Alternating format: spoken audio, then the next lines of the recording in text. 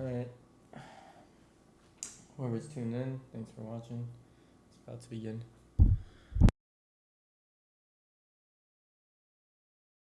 Starting to come into the attendees, it's on.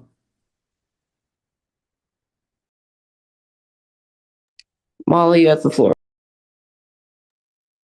Hello, everyone. I'm Molly Johnner. I am so excited to be here today. What a fantastic group of individuals. I have had the privilege to get to know many of you over this last year, and just the work that you're doing. It's not just really interesting and frankly cool, but it's so critical to everything as we move forward as a human race. And so I know that sounds dramatic and grand, but it really is. I think the work that you're doing is changing the world for the better. And so I'm excited to hear from all of you today. And I'll be in the background if you need anything or have questions.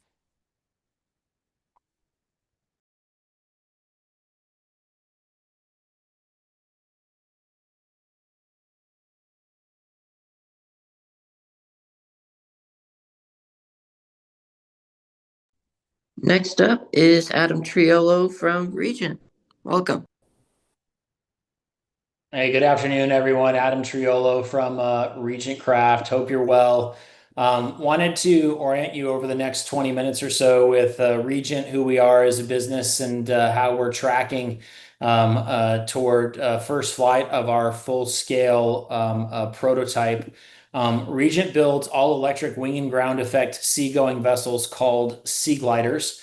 They are meant to solve a number of challenges associated with existing modes of transportation. So whether it's long lines at the airport, expensive airfare, uncomfortable rides on ferries, or sitting in traffic, we wanted to come up with a whole new way of moving people at much lower cost. So our two co-founders, Billy Tallheimer and Mike Klinker, both have advanced degrees from MIT and worked in aerospace. Our chief designer, Brian Baker, was Team Oracle America's Cup and knows everything about foiling boats.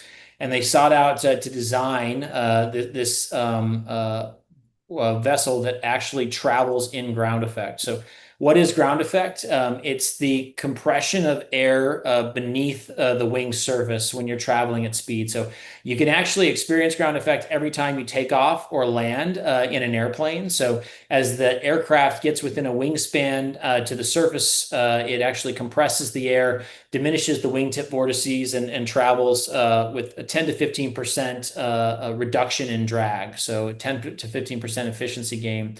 So we leverage that space exclusively. Our vessel flies at about 30 feet above the water. And in doing that, we can carry larger payloads further distances at lower power settings. But by never leaving ground effect, we can certify this vessel as a boat instead of as an aircraft. Interestingly enough, sea gliders combine a number of previously existing technologies in a novel way. So we use an active control hydrofoil to maneuver through the water. So this hydrofoil is T-shaped. It extends into the water and allows us to elevate the boat up out of that heavy hydrodynamic drag and provide a much smoother ride for sea glider customers. As I mentioned earlier, we use ground effect for more efficient flight. And then we use our blown wing. So by distributing the propulsion across the leading edge of the wing, that allows us to get airborne at a much lower airspeed than a conventional seaplane, for instance. So we blow that wing, and that reduces our takeoff speed from about 80 knots to 45 knots. And that allows us to take advantage of those much smoother rides achieved by actually being in flight. Finally, we provide this novel control interface. So while this vessel floats, foils, and flies, there is no pitch control allotted to the operator. You drive Recording in progress. Left, right, fast, slow. There are a number of thrust lever gates. As you push up the thrust, just like you would on a conventional boat, you'll move between gates from float mode to foil mode to fly mode. Once it reaches a sufficient speed, it takes off automatically, and that's where it cruises. When you're ready to slow down, you pull back on the power lever just like you would on any other boat, and it'll enter an auto land sequence and land. So as I mentioned, the vessel operates in 3 modes. When we're near the dock and in the no-wake zone, we float on our hull. When we proceed away from the dock and into the busy harbor, we rise up onto our hydrofoil. And then once clear of the busy harbor, we come up onto our wing. Obviously, that wing mode is where we can reach those much higher speeds, so about 160 knots. But what's important to note, and one of the things that people often ask is, how are you going to manage navigating traffic in busy harbors when you're going 160 knots? And the answer is we won't be going those speeds in congested spaces. So the 3 modes of operation allow us to really expand the operational envelope of the vessel itself. So when it is super congested or we're in a no-wake zone, we can just float on our hull, just like any other conventional boat. But if we wanted to do the whole mission at that 50 knot range and below, we could on hydrofoils. So these vessels are really unique in that we can use them for inland waterways. We can use them for river navigation, and anything else you would do with a hydrofoiling boat, you can do with a sea glider. You do not have to take off. But of course, if you want to take advantage of the range, if you want to take advantage of the speed, you need to take off, and our customers will accomplish that, off the coast once they're clear of the congested spaces. So as I mentioned, sea gliders are boats, in this case, flying boats. But because we never leave a wingspan to the water surface, we certify under maritime law. So you can see a depiction. We're actually about half the height. We cruise at about half the height of a traditional sailboat, well below that of a traditional cruise ship, and exponentially lower than you would find with a helicopter or an aircraft. So, the sensation will be that of, flying very, very low over the water surface, almost like high-speed rail feels. We're really meant to operate in conjunction with all of the other existing modes of transportation. So where sea gliders will accomplish that regional mission, sub 200 statute miles, we will partner with EVTOLs once we arrive at airports or ports to move people into the city centers. So this is not meant to be a wholesale replacement. We'll only operate these vessels over water. They do not travel over land. But we can share infrastructure. So we can use the same charging required for a Naviair or a Candela or an Artemis hydrofoiling boat. We can use the same charging infrastructure as you would find on Beta. Lots of nice synergies there. But what's important to remember too is that these vessels can leverage the same places. So the ports are a perfect location with parking, with power already there. They can also be a great place for takeoff and landings of these eVTOLs. So you hear about some of these, some of these desires to co-locate infrastructure. Sea gliders are perfect for that. A little bit about our ecosystem development work. So we're working in a number of places with a number of partners to sort of showcase the way sea gliders can work with critical stakeholders to build out infrastructure in different locations. So we're very fortunate to have multiple members of the Sea Glider initiatives that help us bring this technology to fruition. I'd be remiss if I didn't talk a little bit about our military traction as well. So we're doing a number of big initiatives. In fact, just a week ago, we announced Regent Defense. So we are a dual-use company. We've been working with the United States Marine Corps Warfighting Lab for the last 4 or 5 years now. And they have been helping us develop sea gliders to fulfill the offshore logistics mission. So lots of good things happening there. We're continuing to track as we develop that relationship. We announced a defense only hybrid version of the Sea Glider. We announced the fact that we were moving ahead with our Squire drone project that will be operated by the military Sea Glider operators as well. And then finally, we announced a fully autonomous version of the Sea Glider for the Marine Corps. We're building these vessels in Rhode Island, so we have 250,000 square feet of facility that's currently in build right there in North Kingston, Rhode Island. So amazing blue economy development in that space. Lots of good things happening as we work together to build out that facility. So we expect the full superstructure to be finished here in the November timeframe. We'll be moving in early spring next year.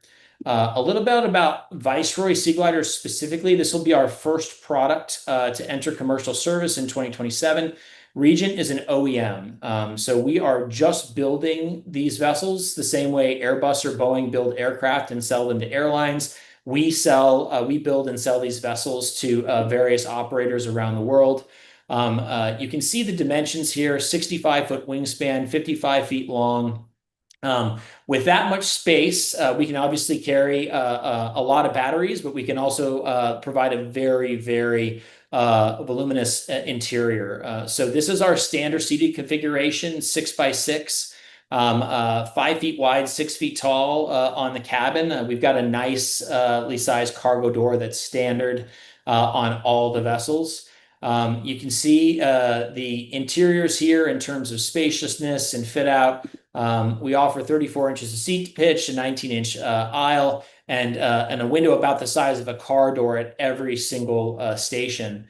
But in addition to passenger operations, we've got cargo operations as well. So 5-zone cargo interior can easily carry palletized cargo, JMIC containers, those types of things. We can do combi interiors. We had a number of announcements with some offshore partners, including ADNOC in the Middle East. So lots of good things happening in that space. And then finally, we have a VIP configuration. So similar to what you would find in a private jet or turboprop, this vessel features a double club, an optional side-facing potty. And then for the special mission space, we provide Aeromed, Maritime Patrol, ISR configurations, search and rescue. So a number of ways in which our special mission partners are working to develop these vessels down the road.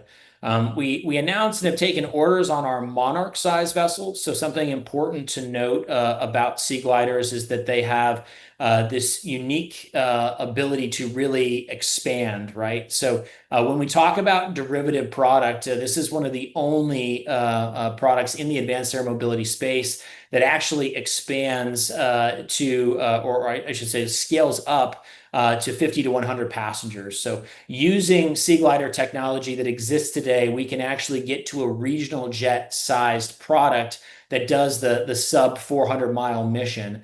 And what's amazing about that sub 400-mile mission is it's often the least profitable that exists today for airlines around the world. So you can imagine offloading all of those short haul coastal routes from Miami International, from San Francisco, from LA, from Seattle, from LaGuardia, getting all those short haul routes off of these big jets that are taking up landing slots and gate space and moving them to Sea Gliders, leveraging existing port and dock infrastructure.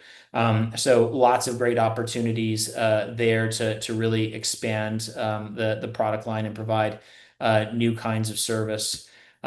Sea Gliders, end of day, everybody wants to know, why would you take them? It's really about speed, right? So when you can leverage the speed and the efficiency of an all-electric platform like a Sea Gliders, you can dramatically reduce the operating cost and therefore dramatically reduce the ticket price on these types of routes. So this is just one example of the ways in which Sea Gliders can make travel much, much more efficient. That means healthy profit margins for our operators, but it means dramatic time savings for our operators, customers, and all of those people leveraging these vessels. So That's about the whole of my presentation on sea gliders in general. Happy to answer any questions from the audience or talk a little bit about the way the vessels work.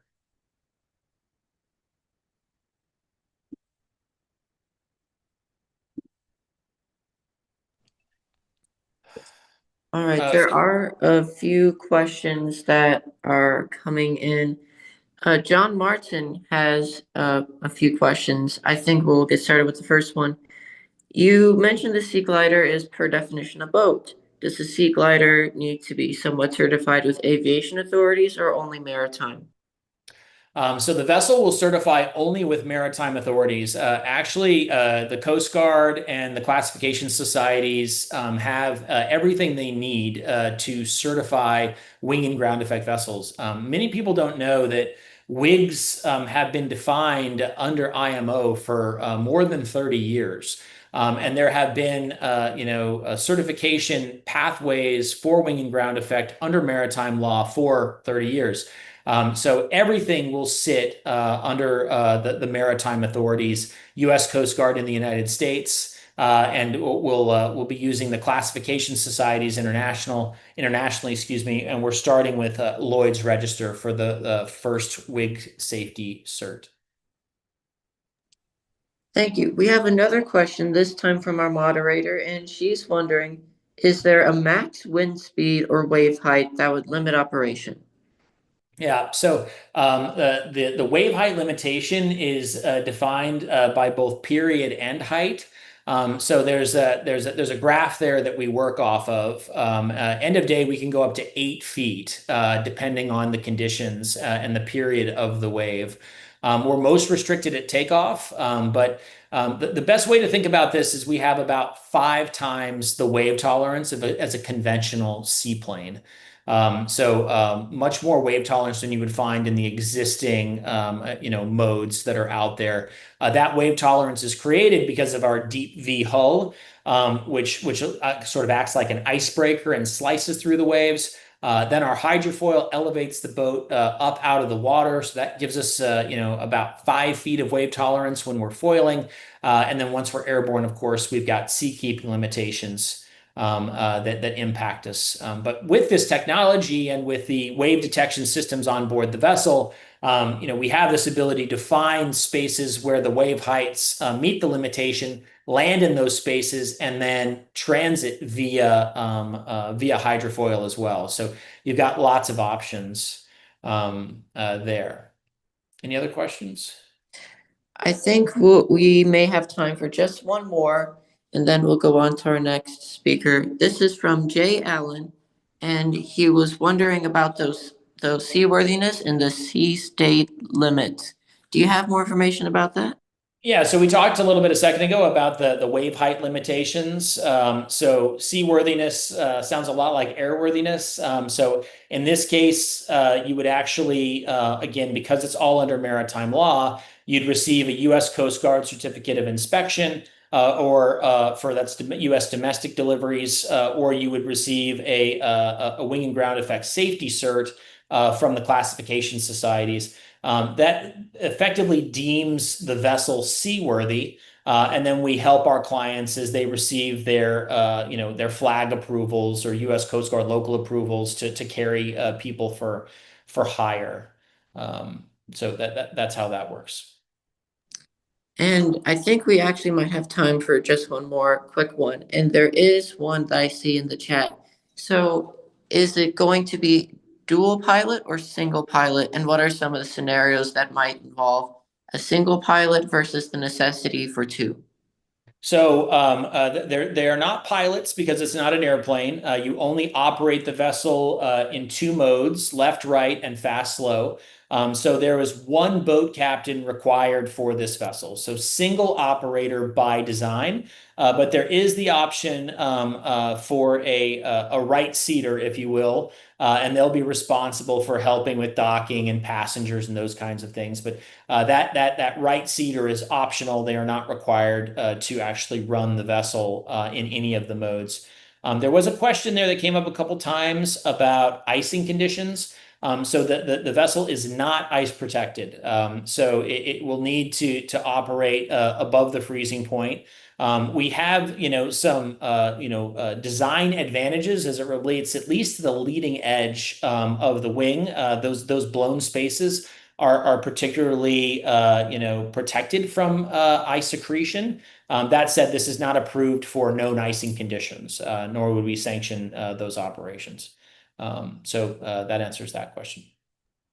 Thank you, Mr. Triolo, for the presentation. We greatly appreciate your insight, and thank you for taking the time out of your busy schedule to come all the way over here. It is such a fascinating technology, and we're looking forward to watching your company's progress. Thank you very much. Yeah, thank you. Nice meeting everyone. Next up, we have Katrine from Romania for the next few minutes.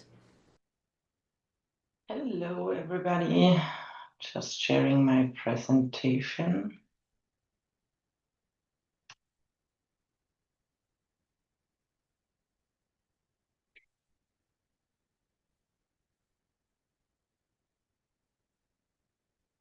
Can you actually see my presentation?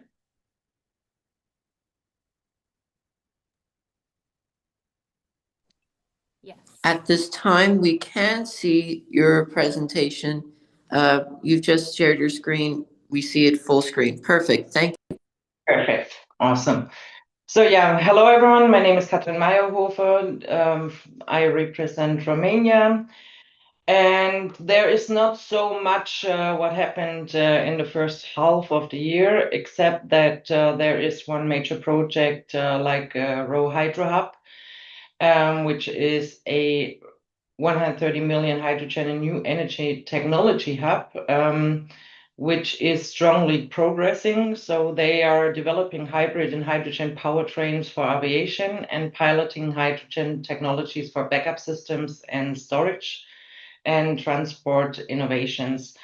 So when we look to the regulatory and strategic progress, there is a strong alignment with the EASA for an end-use space. So Romania adopted the updated EASA regulations and use-based framework supporting urban UAV corridors. The first urban vertiport site studies completed in Bucharest and Constanța. So there is a national recovery and resilience plan when it comes to funding to boost the drone R&D and advanced infrastructure such as vertiports and to support SME partnerships. So on country level, Romania ramped up engagement with EU stakeholders and advanced policy integration for air mobility and the drone ecosystem growth. Industry partners and ecosystem growth, talking about the academic and SME collaboration is working really well. There are some active university partnerships with R&D companies such as ours. Then we have deployment use cases and market development. So the medical and emergency logistics is marching forward. So some UAVs now deliver urgent medical supplies in 4 counties with over 1,000 successful missions in Q1 and Q2.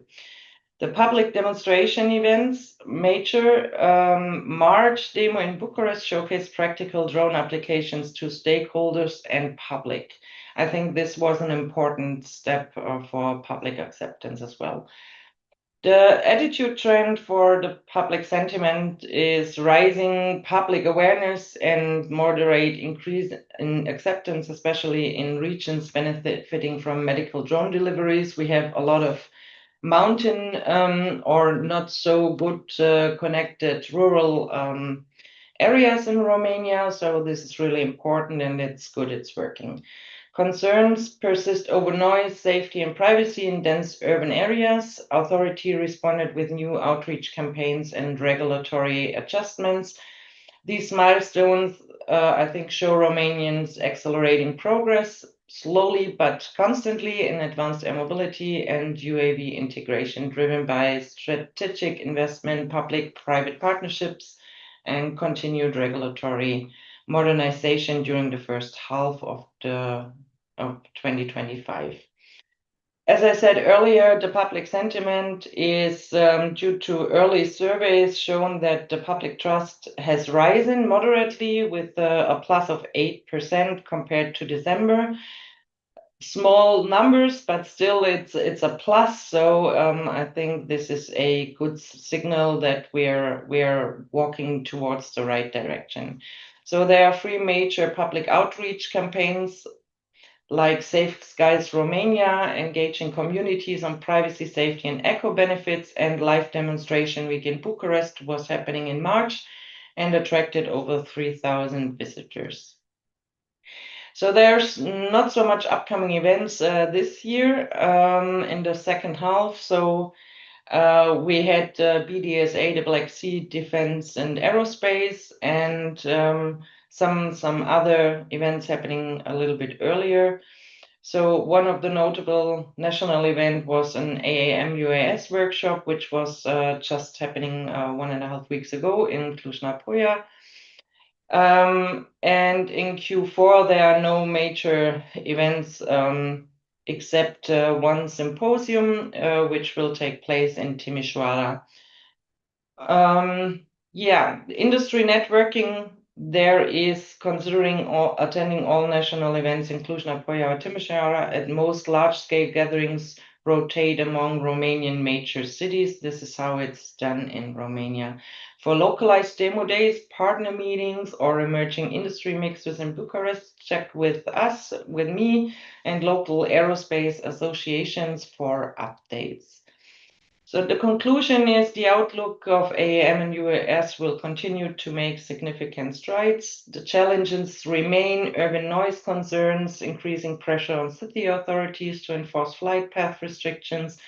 Technical hurdles remain for dense urban integration, because you need to understand that especially Bucharest is dense and there's almost literally no space for even placing vertiports accurately. And also we still struggle with battery life and regulatory clearance. Opportunities, the positive government support signals likely acceleration in vertiport permitting, joint research grants announced for the Q3 targeting battery hydrogen hybrid UAVs. Outlook for July to December, Romania remains on track to expand the test operations and public service applications for drones and eVTOLs, with anticipated further public acceptance as noise mitigation and safety proofs major. So there are some news, and as usual, I'm a little bit involved in it. So herein is fully registered in Romania now, and we're in the registration in the UAE, scaling the skies with our innovation and partnerships. What we're doing is actually we believe in the fact that collaboration is key to tackle all the necessary steps forward when it comes to advanced air mobility and integration into operation. And we are building up an end-to-end UAV service portfolio, such as sales and procurement, testing facility, maintenance and repairs, pilot operator training, drone logistics consulting, liability insurance. We have an excellent insurance partner globally. Surveillance and detection support, maintenance training. We are just about to wrap up the cooperation with the European Aviation Training Authority, which goes under EASA, of course. And of course, we are also involved in the R&D for advanced systems. So we are onboarding a lot of partners. If you have any questions, reach out to me personal or to my colleagues. And what will it take to make AAM a global success? This is why we built up actually Aero. I think the success factors are clear. We need harmonized regulations, public trust, ground infrastructure, technological reliability, and green power. What does it help if we have green hydrogen vehicles but no refueling options? Strong partnerships and real-world use cases. And I want to pick up something Sasha said yesterday, because I 100% agree. We all need to consider our pricing strategy, because there are some some people outside with exorbitant pricings for this new technology, and this is for sure not how we can attract the market and find public acceptance if it is only for use cases for the upper than 10,000 people. That was it from Romania, and thanks a lot.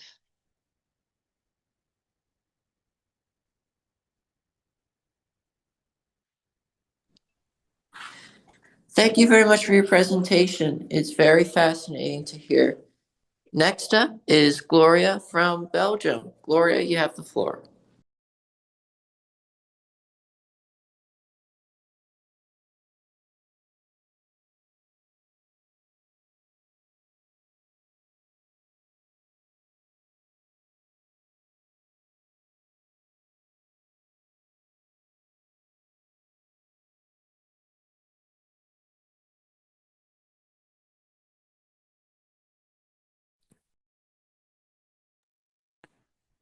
Hi, everybody. Do you hear me? We can hear you now, Gloria. Okay, thank you. Thank you. I don't know if you can see my projection. For that, Gloria, you need to share your screen.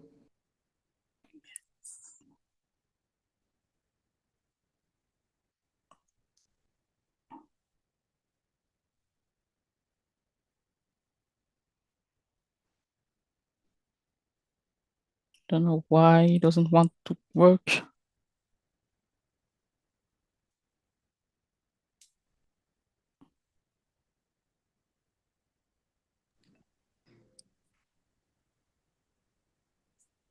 It's okay, Gloria. Would you like us to come back to you sometime Yes, later please. today? Yes, please. Certainly. In that case, next up we have Raad from Jordan.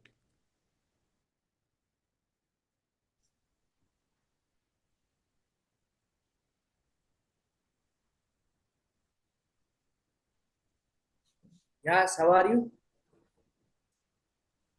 We can hear you. Thank you. Thank you, thank you. So here we go. Now I will share my screen.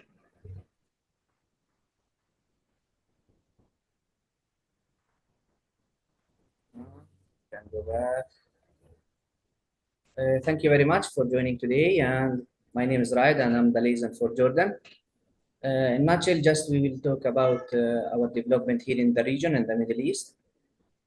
Our industry milestone, we have a lot of good technologies. We are now starting to join the space tech with the satellites. We have projects that integrate natural life. We are developing also our UTM system, studying on the FAA regulation and new space regulation.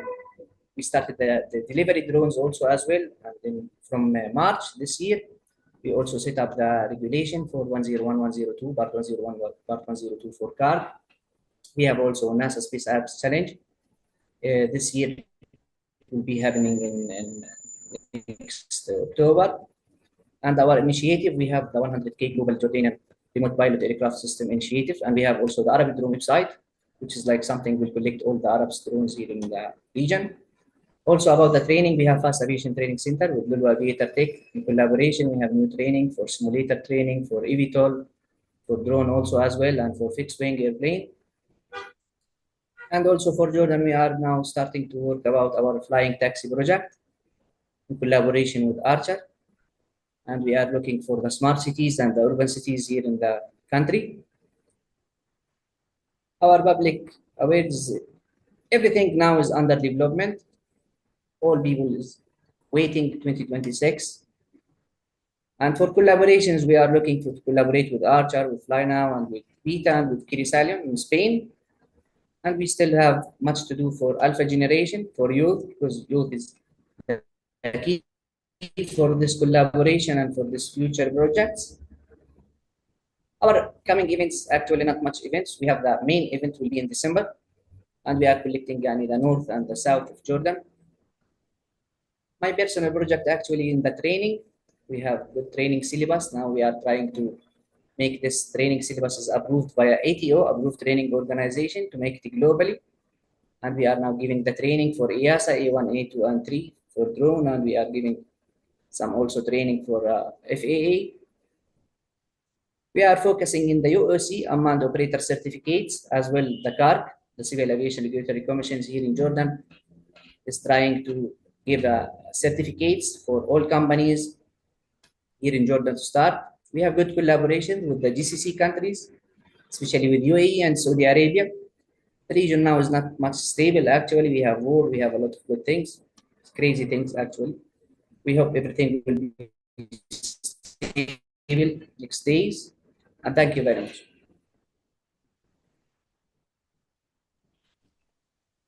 Thank you very much for your presentation. Thank you. Next up is is Ahmet from Turkey. Hi, hello, can you hear me? We can hear you. Thank you. Okay, I'm sharing my screen.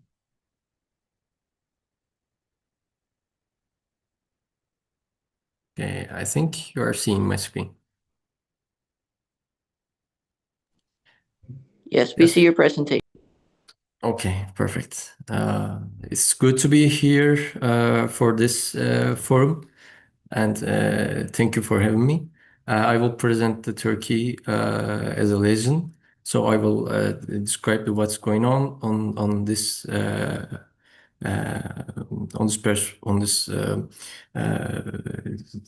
in Turkey, actually, from the perspective from the AAM industry.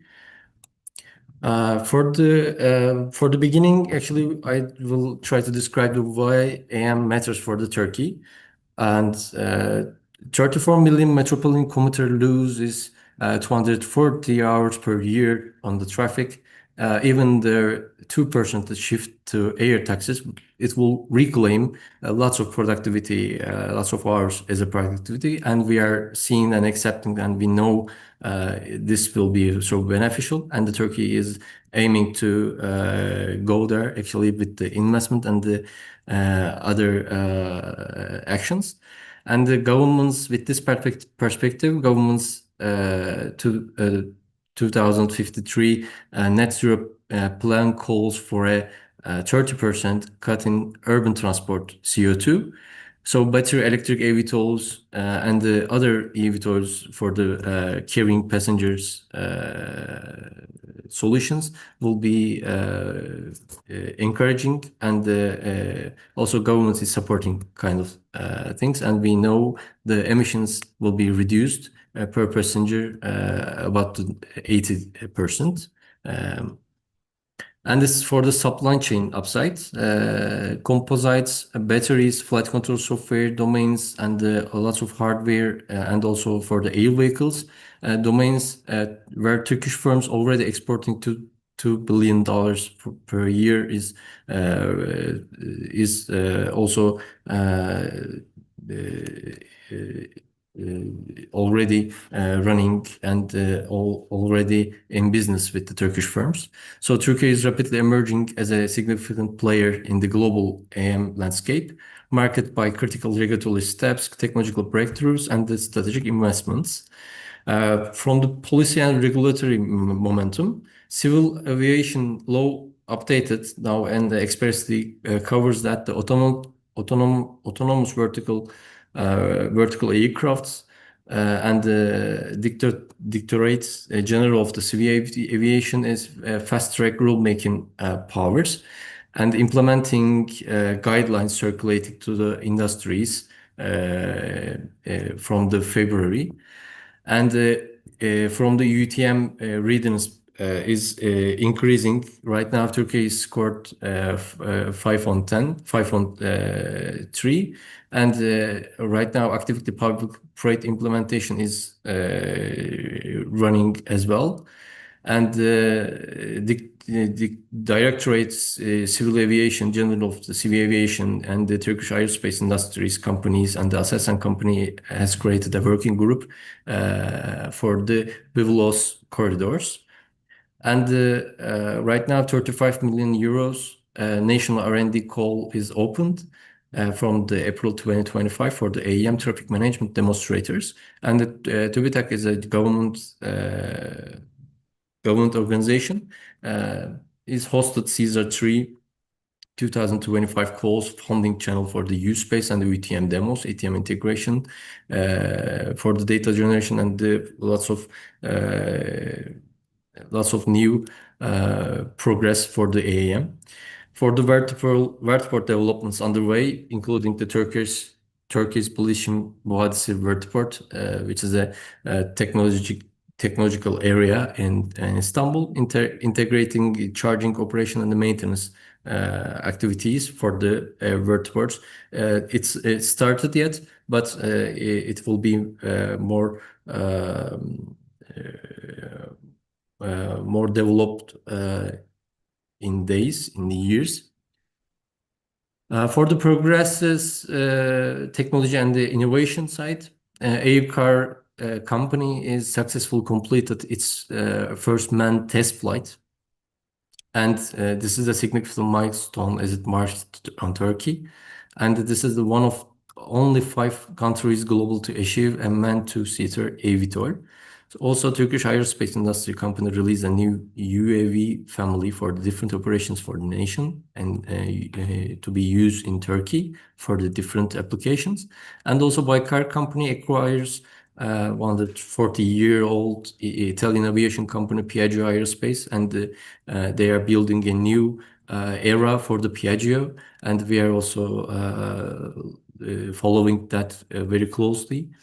And those developments underscore Turkey's commitment to advancing its capabilities in air mobility. And the Aircar company flights demonstrate practical progress in eVTOL technology, and the Baykar and acquisitions and the other companies' progresses for the vehicles is actually a Turkish footprint in aerospace manufacturing and the MRO side. We are potentially accelerating integration of advanced air mobility solutions. The Caesar 3 engagement shows that proactive stance is in shaping future ATM research relevant to the EAM.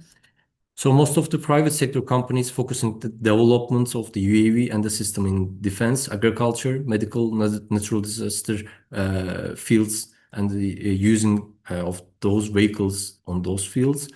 And those UAVs, developed UAVs, are using some solutions. With the solutions like BIVLOS operations, swarm operations, drone as a service, and the AI integrated solutions for those applications. And there is lots of example in Turkey right now. And Turkey aims to reach net zero carbon emissions by the 2053, and actively promoting the using this sustainable aviation fuel. And they make an agreement with the different companies and the regulatory directives that encourage the domestic fuel production, reduce the import dependence, and support the climate responsible aviation sector. And also, government has an attention on the aerospace industry and the manufacturing of the Turkish manufacturing project of the Turkish companies' air vehicles.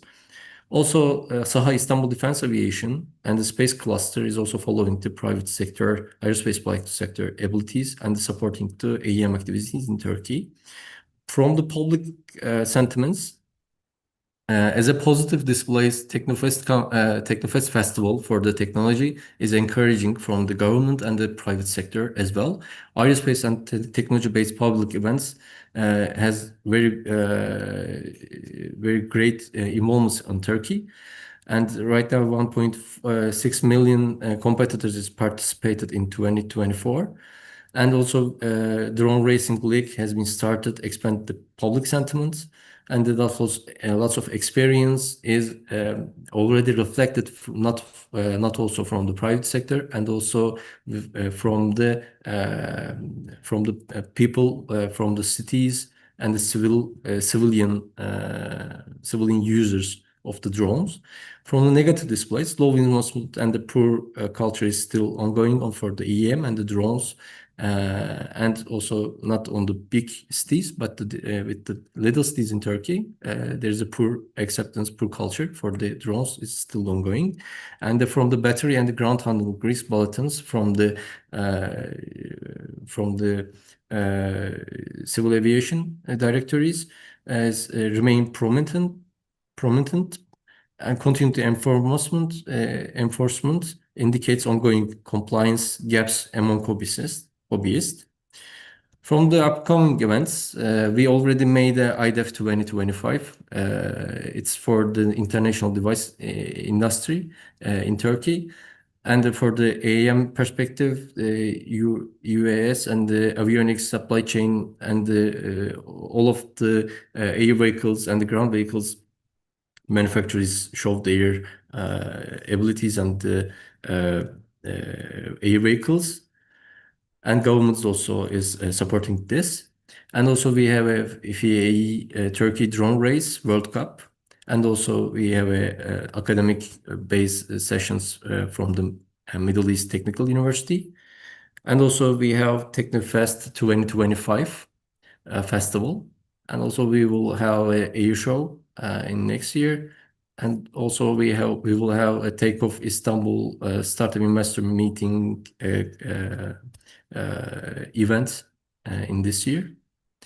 As a conclusion, Turkey holds a significant potential in the field of the AM, like in Istanbul and Ankara metropolis cities, and the integration of these technologies could transform urban transportation and provide sustainable mobility solutions. Turkey has a potential to develop innovation solutions for the AM technologies, and the R&D activity is still going, and the government is also supporting this. And for the daily usage, the polices and the government, private sector is already using the drones and the AEM, the vehicles on the field, defense, agriculture, firefighting, and the disaster on the disaster occasions. The first responder always is drones. And also for the challenges, regulatory hurdles, and the public acceptance, the Civil Aviation Authority is starting to play active role in this process. The adaptation of the new technologies, the gaining the public requires still time, and the awareness campaigns and the pilot projects is a crucial role in accelerating this process. And for the infrastructure walls, cost is still in high side, but we are ongoing, and we will be there to for the integration of the AEM technologies. What I'm doing in this sector in Pavas's company, I'm working as a product and VMV manager in Pavas's company, and we expertise in electrical and avionics systems, and we are also developing those products, and we are in the testing, verification, integration process to those LRUs to the aircraft. So also we are supporting the new generation aircraft LRUs, new products on the field. And we have different capabilities and different expertise designing and certifying those solutions according to the standards, according to the certification perspectives. And we have lots of customers in communities to wants to develop their new generation aircrafts and the new generation AM mobility vehicles, and we are supporting that. Thanks for listening, and don't hesitate to reach out to me if any questions. Thank you. Well, thank you very much. Next up, we are going to try the presentation from Gloria again. Thank you.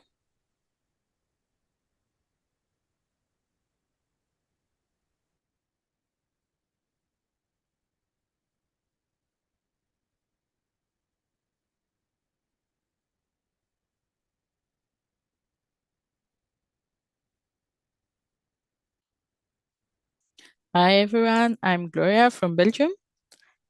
So I will talk about some industry milestone. We don't have any many milestone now because apart from the two BVLOS projects we mentioned in January, ADLC and Helicus flying medical samples, ADLC transporting dangerous goods at the port of Antwerp. We have no significant developments to report at this time. Unclear national and European legislation regarding test zone is slowing down all the progress here in Belgium. So we have small countries, so it can be sometimes difficult. But we also have the SaphirMed project, safe and flexible integration of advanced use space services focusing on medical air mobility is ongoing in the Port of Antwerp. So the Port of Antwerp is used as use space test zone in Belgium. And we have many defense-related projects that will be developed following the federal government's announcements, so the industry is ready to support. What about public sentiment? As the years go by, the use of drones is becoming increasingly accepted by the general public. However, still some reluctance in residential areas. UAS are becoming an increasingly accepted part of everyday life in Belgium, especially for recreational purposes. So if I can talk about upcoming events, it is the EBN Tech Camp in Navel on November 19 to 21 November in Navel. So the drone tech demo took place in Navel 2 this year. So for the conclusion, the BCAA is increasingly working with operators, opening up new horizons for more ambitious projects. So they want to help many projects to take life, I can say, to take life in Belgium. So Belgium is a small country, as I said, with many military zones, but that doesn't stop us from developing innovative projects. National regulations are being reviewed with a concern to accommodate innovation in line with EASA. And the new Minister for Mobility is interested in updating national regulation on drones. So we received the new Minister for Mobility in our incubator in Navel. So he wants to improve the regulation and to write new lines for Belgium. So my projects, if I have to talk about my project, my main role at ID2Move is to help the drone sector in the Walloon region to develop. That's why we are working with the BCAA to extend our test zone to accommodate larger scale projects. So we want to have BVLOS flights in Navel. I hope it will be the case till the end of this year, I hope.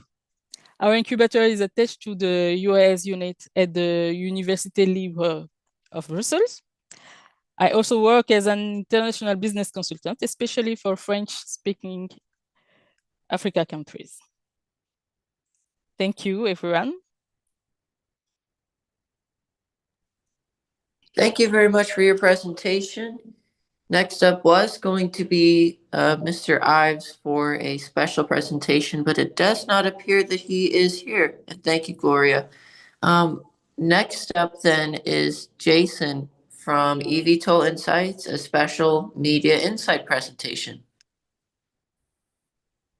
Perfect. Thank you ever so much for the introduction, Henri, as well. And thank you for also the opportunity for the Advanced Air Mobility Institute, once again for giving me the opportunity to talk a little bit more about the eVTOL industry, the global advanced air mobility market as well. So yeah, appreciate the opportunity. For those of you who know me, great to see so many people in the attendees listening into my presentation, as well as those who are fairly new to the industry. So for those who don't know me, my name is Jason Pritchard. I lead up EVTOL Insights, one of the leading news sources covering the global advanced air mobility market. So a little bit more before we talk into kind of what we're seeing in the market, I wanted to use the presentation to tell you a little bit more about who we are before digging into a bit more about some of the themes and trends that we are seeing in this market today as well. So for those, again, who don't know EVTOL Insights, we are daily news, executive interviews, weekly podcasts. Great to see some of the people in this in the audience who I have had the delight of speaking to on numerous occasions as well. We do special reports, the Power Book, Women in AAM, the recent CTO special report, and also the ones to watch, really recognizing and celebrating those people that are in the industry that are very much at the start of their careers to those who are real championing and pushing ahead with the technology for eventual commercial operations in the not too distant future as well. And then finally, we also do networking events. We're on Clubhouse, and we also do our events, which I'm sure some of you have been to or will be coming to our events in Munich, Dubai, Brisbane at the end of 2025, and Ohio in 2026 as well. So a little screenshot of our website if you haven't seen it already. Now, I wanted to start off by telling you a little bit more. I had the pleasure of being here in January to tell you a little bit more about what we think the year ahead will look like. I wanted to kind of put a screenshot to show you what we thought was going to happen this year. And as you can see, we really do thought the collaboration was key between regulators, manufacturers and operators. Middle East and China would be the markets that progress the quickest. City adoption, going to be crucial to that industry success. Gets an industry excited, but they need to be brought along the journey. That education theme rings true. Also about the industry consolidation, a thinning of the herd, so to speak, seeing more companies progress forward, but also the challenges that remain in terms of building, developing, and certifying an EVTOL aircraft as well. So that was what I said in January. This is what we're seeing now. We still think that is going to be a progressive year for the global advanced air mobility market. A slide at the end of my presentation will kind of give you a few key highlights that we are seeing. And I'm sure you will all agree there is so much happening in the industry right now. It is very difficult to choose and to talk about really what has happened as well. But some of the key things that we're seeing here, new business use cases. So we are seeing a lot of companies go into the defense market. Saw Adam from Regent deliver a fascinating presentation about the work that Regent is doing. Recently, they announced that they were going into the defense market with their Viceroy Sea Glider terms for new applications as well. Again, Archer and Anduril, they announced a big announcement earlier this year, the end of last year, about working together to build a hybrid aircraft in the defense sector as well. I wanted to touch upon the USA as well, because there were some really key announcements that's been recent as well. And this is the Mosaic, which for those of you who aren't aware, this is the modernization of special airworthiness certificate rule. Now, this is going to impact eVTOL aircraft by allowing them to be certified as light sport aircraft. It's going to streamline the process, making it easier and faster for electric air taxis to enter the market. It's also going to open up new possibilities for eVTOL design and operation, particularly for smaller personal use craft like drive and fly and general flying vehicles as well. So I still think that's a really good thing as well. Another bit I wanted to add on at the end with the screenshots, but I'll leave that until the end as well. We still think at EVTOL Insights that the Middle East and China are still the markets that are progressing quickly. I had the pleasure of speaking to a gentleman called Louis Liu at DAP Technologies in a podcast. If those of you have heard of the episode, it was aired probably about a month or so ago. He said there are at least 20 companies within China that are building, testing and flying eVTOL aircraft. And some of these operators and OEMs we at EVTOL Insights haven't heard of as well. So that just goes to show the scale at which companies are building aircraft in China, and they have a very good streamlined process with the CAAC, the certification body in that country, to deploy aircraft as well. And we all know, of course, of the work that EHang is doing in the market as well. The Middle East needs no introduction as well. Joby and Archer are very clear on that path as well, and I'll share more details at the end of my slide as well. And another thing I thought I'd be quite interested in as well, a potential market launch in 2026 has really sent EVTOL shares skyrocketing. So, for example, 3 months ago, when President Donald Trump announced the tariffs in regards to the US and the global world, the sort of stock started to fall. However, fast forward 3 months, there's been an increase of 233% on those stocks. So Joby, Archer, Vertical Aerospace, EHang, for example, all doing very, very well if you've in terms of shares as well. So as I mentioned, I want to give you a bit of a breakdown. This is a very quick list. There are far more stories to cover. Please do head to our website, evtolinsights.com, for more details as well. But as I mentioned with the Middle East, Archer and Joby Aviation, they have been setting piloted flights in Abu Dhabi for Archer and Dubai for Joby respectively as well, paving the way for commercial flights as early as 2025, 2026 as well. The GCAA, the regulatory body in the UAE, and the RTA are really working hand in hand, harmonizing with both manufacturers to enable that very easy process to commercial flights as well. So it's very exciting. It's very closely. We are at the finish line for the Middle East region. So that's another point I wanted to mention for this presentation in terms of the two big markets as well. And I'm sure all of you have been reading very closely as to what's been happening in the Middle East as well. This is really cool. Now, I'm a Brit, so I was very happy to see this appear in our news box earlier last week as well. Vertical Aerospace, for those who don't aware, this is the VX4 prototype. It did the world's first airport-to-airport piloted flight by full-scale winged tilt-rotor eVTOL designed for commercial service. So, a bit of the details. Following flight conditions and a permit to fly approvals from the CAA in the UK, the VX4 there flew 17 miles from the Cotswold Airport to RAF Fairford at speeds of 115 miles per hour and an altitude of 1,800 feet. It was at the Royal Air International Tattoo for a couple of days, and it marked the first landing at a public location, as I said, at that show too. So as you can see, a lot of public goers were very excited to see it. I was unfortunately unable to be there myself as well. This was something I was actually here to be for, which is great. This is at the Paris Air Show. And again, for those of you eagle-eyed, you'll see that there's the US Transport Secretary Sean Duffy with the likes of Adam Goldstein from Archer, Kyle Clark from Beta, Sebastian Vigneron from Whisk, and Joe Benbever from Joby, alongside acting FAA Administrator Chris Rochley. Now, this was a really big announcement. It was an alliance between the US, Canada, the UK, New Zealand, and Australia about this, and the USA, really to make this alliance together to make the USA that innovation hub in terms of these new technologies to enable EVTOL air taxis or electric air taxis to be streamlined and the technology process to be pushed forward to make the USA a real hotbed of technology and export for all the work that they're doing as well. So that was great to be a part of as well.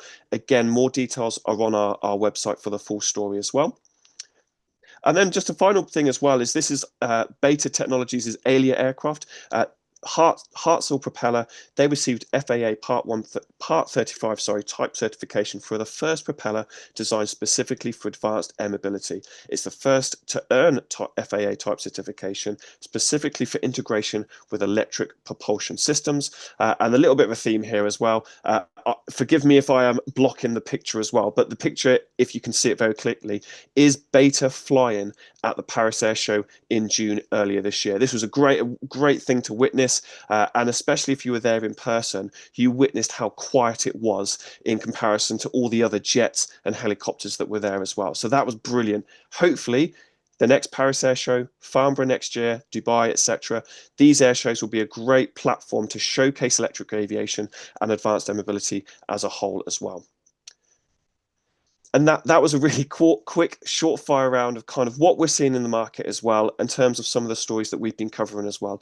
Of course, please do reach out to me. I'm the guy that's behind the Singapore skyline. If you want to reach out to me on LinkedIn, but of course my email address is here if you wanted to stay in touch and keep me updated with anything that you're working on in the market as well. We're really keen to try and celebrate and recognize all the work that's being done in this market too. So please don't be a stranger.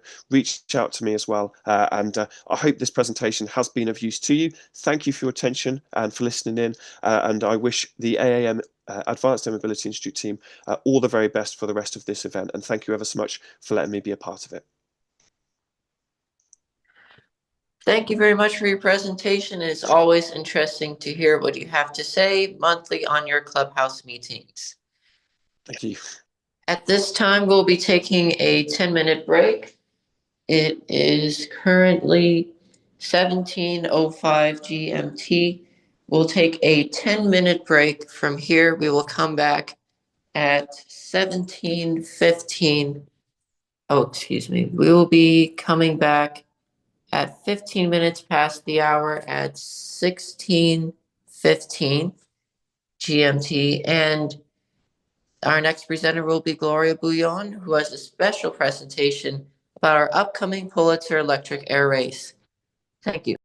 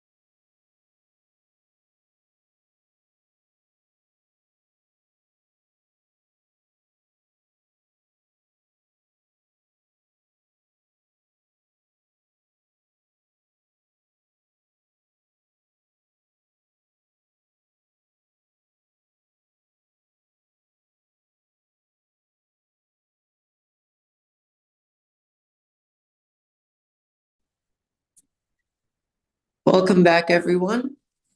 Next is a special presentation from Gloria Bouillon, who is presenting on the Pulitzer Electric Aircraft Race.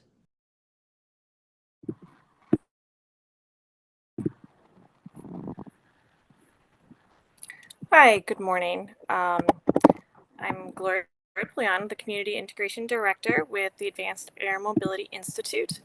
And we're just giving a broad overview of the historic 100th year anniversary to the Pulitzer Air Races that were held in the 1920s.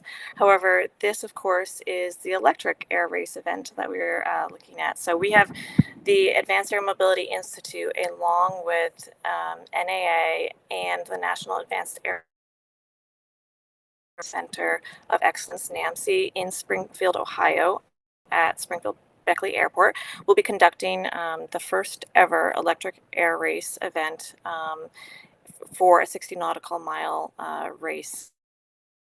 Be looking at an industry forum after the event, and I'm going to be going over the days that will be set up as well for the race and the industry forum.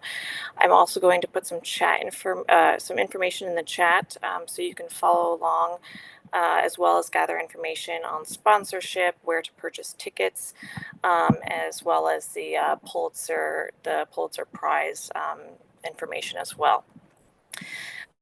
The NAA, who holds the actual Pulitzer naming rights for the award, the Pulitzer Prize, is held in the Smithsonian, though we are actually able to give this prize to the winner of the recipient of the air races at the end of this. Right now we're looking at a 3D mock-up for the prize, so we're looking at some creative designs right now to actually make the somewhat of a similar mock-up. And so for the actual race week itself, on October 10th, we're looking at a STEM education, field trips from local areas.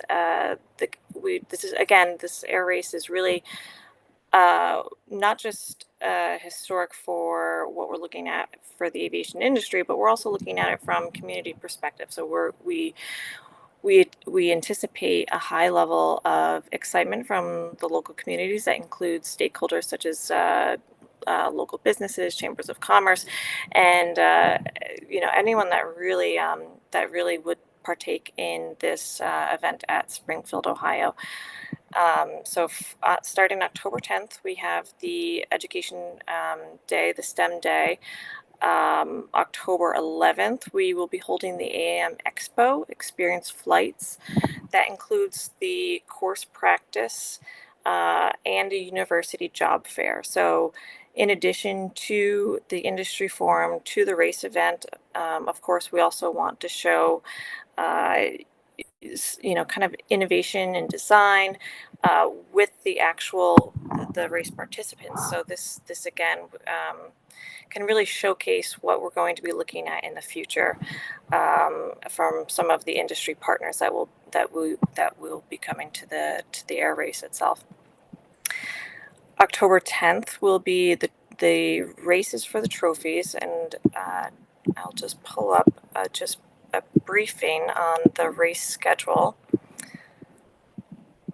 We will be holding several heats practice heats and practice runs before doing the final semi race itself. And then in addition to the Springfield, Ohio's current infrastructure, because they have the NAMC Center of Excellence on their airfield, we will be hosting mobile charging as well. So again, this is really to demonstrate the capabilities of being able to support multiple types of electric aircraft on the airfield, including demo and static displays for politicians, for the community to see, touch, feel. That way we can really see kind of what is expected, not just expected, but the anticipation that we expect that will be drawn from this. Not only will this be just a showcase of current designs, and we also anticipate having some older aircraft as well. So we have anticipated aircraft from over the past century coming to either have static displays or also actually offer demonstration flights as well.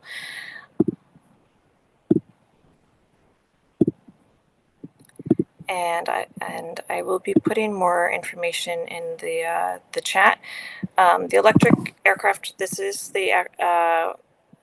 the world record attempts with NAA. So again, if you want to be included in this and also be able to participate in a world record attempt, this is not an event to miss.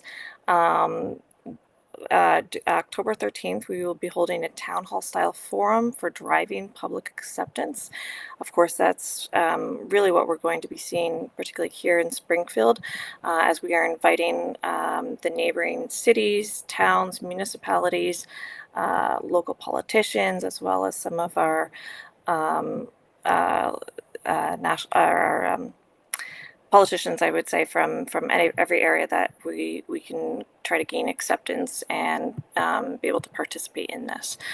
Then October 14th and 15th, we will have the National NAMC's Annual Industry Forum.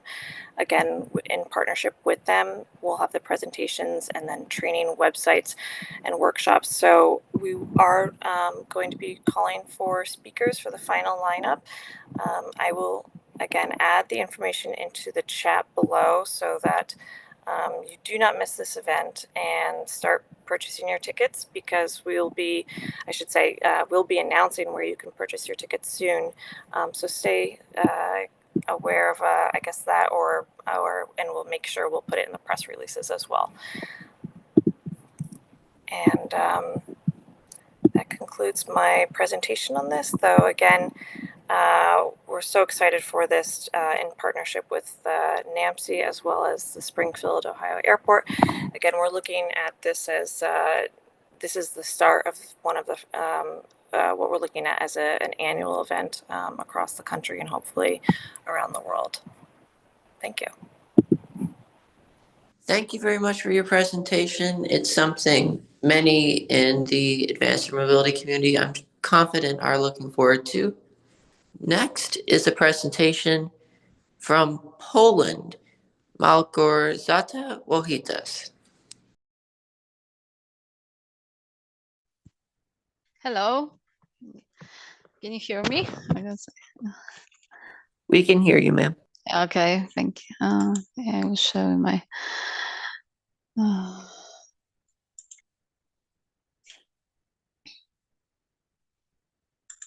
I hope I choose the right screen. Okay, my name is Małgorzata. I'm from Institute of Aviation in Poland. Now I changed my department. And this year I work in aerodynamics laboratory as a research specialist. In my presentation, I'll do some updates from the last time. There was not many changes in Poland through this half of year. Okay, I also will be talking about some regulation, new space, and also about some stuff is going on in institute and our government. Okay. So some legislation changes, action by our Polish Civil Aviation Authority. Most important is temporary exemption that allows drones up to 105 kilograms for operating low risk condition in category 3. This category is mostly for drones to 25 kilograms, but this exemption is from the May, I think, to the end of the year, something like that. And it was because to help market to respond for the market needs to do some text, collect data, and support some innovation in the mainly for agriculture, logistic, rescues, drones, and large-scale mapping application. So it's the exception that can that provide the opportunity for this and this industries to prepare for the certification of the largest drones in next year.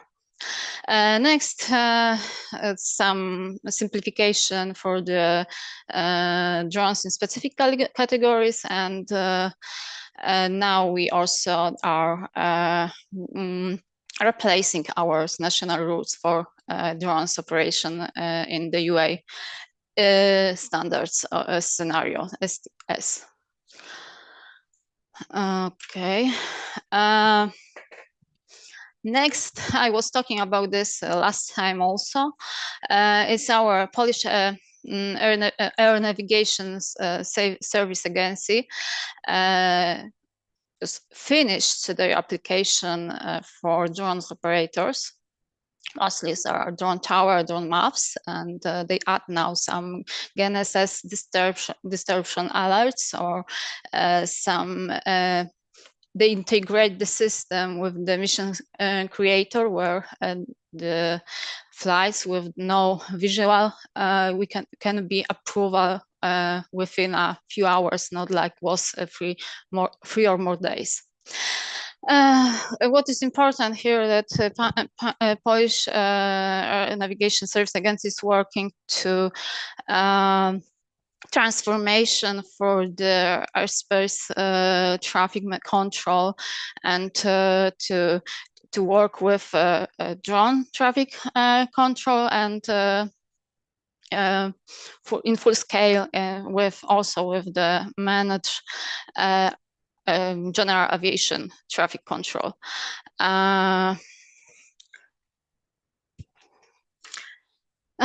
Next thing is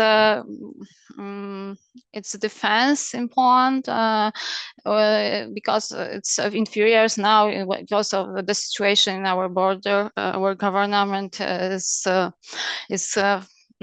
trying to build unmanned systems in Poland for army.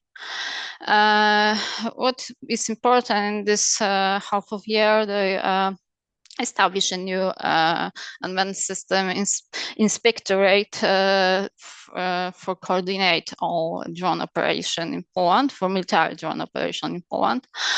And also Polish big industry WB group will be deliver around 100 war-made drones for Polish defense systems, which is built like Gladius systems. Will be systems for recognizes and mission strike. For also WB Group also start cooperation with Germany this year to expand the dual-use technology mostly in drones, in civil and also in military use. Okay, and to almost finish my presentation about new institute, maybe not new things, but my presentation is focusing about mostly about some regulations, laws, and certifications. So now we finish a new center, which developing and testing materials, which part of the center, there are will be laboratories and some methodologies will prepared for UAVs industry, UAVs certification, UAVs tests, and so on. And in the institute for a few years now we have our certification body, and they were focusing mostly on SORA assessment, risk assessment for the few years back. But now we are also using this opportunity from the project, where we are built some repertories and some methodologies for testing drones. We will be trying to prepare new, maybe not new, prepare the tests for certification, prepare the methodologies for the certification according to the UI and EASA regulations. And it's everything from me today. Thank you very much. Wow, thank you for that presentation. And I'm sure we're all looking forward to seeing what Poland has in store in the future. Next up is Isabel from Sweden. Hello. There. I've got my camera on too.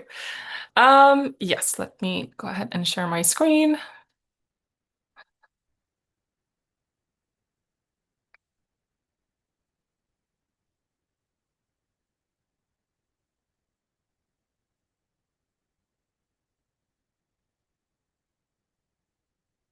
Does that show up all right? Yes, ma'am. Thank you. Okay, perfect. Thank you. So, hello, my name is Isabel Nyroth. I am the liaison of Sweden. I will give a quick just overview of some highlights that have happened in the past 6 months and what's coming ahead on the advanced air mobility side in Sweden. And if you have any questions at any point afterwards, please do feel free to connect on LinkedIn or send me an email. So, what are some industry milestones from Sweden? Well, we had a very huge inauguration in northern Sweden in the city of Skellefteå. We have just opened a drone port, so our first drone airport in Sweden.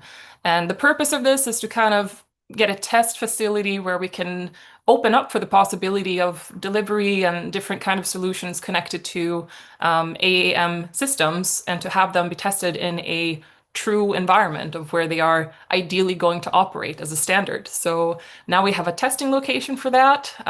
If there are any interested services or OEMs out in the world that are looking to have a Nordic test climate, then I highly recommend to look into the drone port in Skellefteå.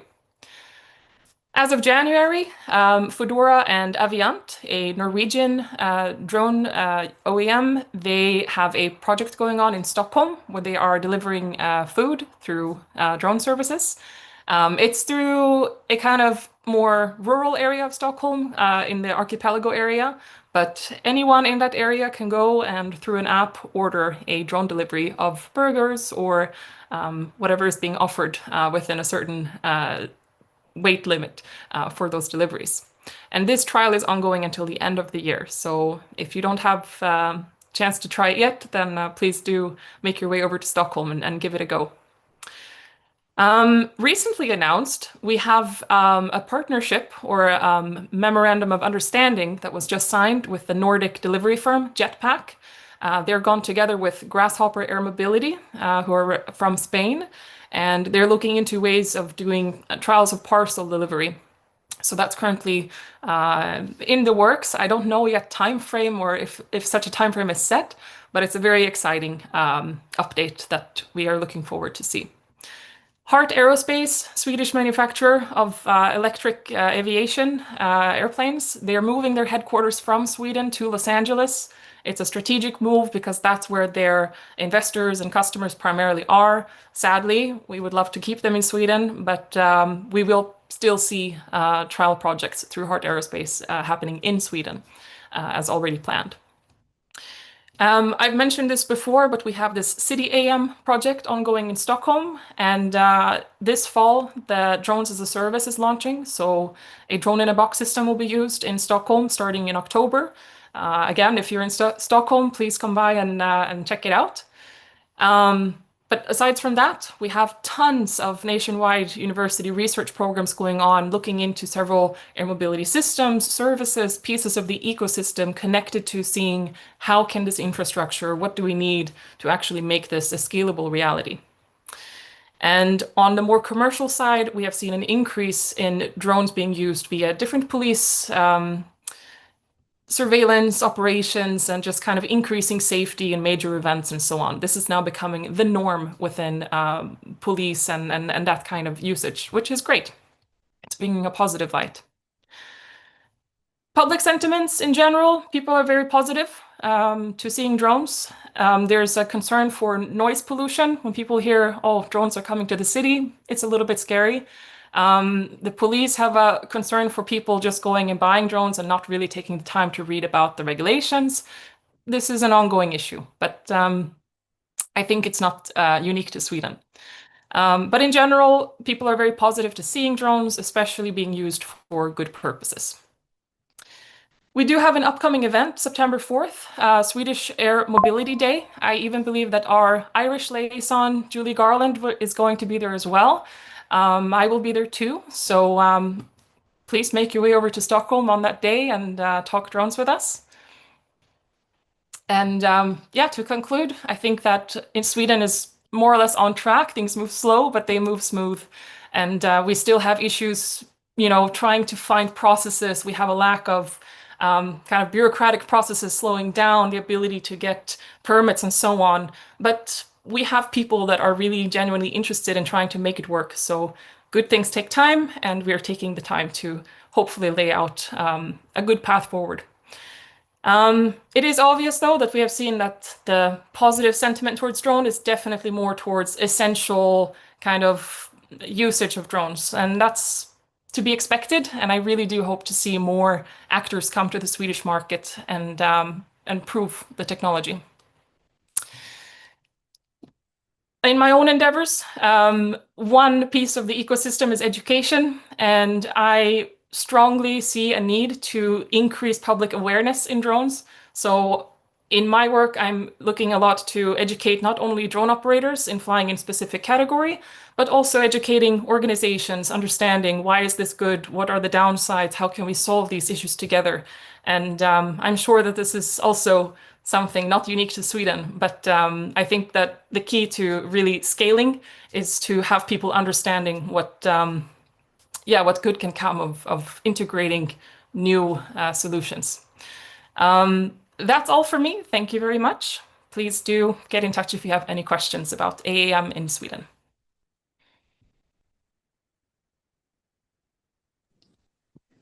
Thank you very much for that presentation. Very exciting news. Next up, we have Kangi from Morocco.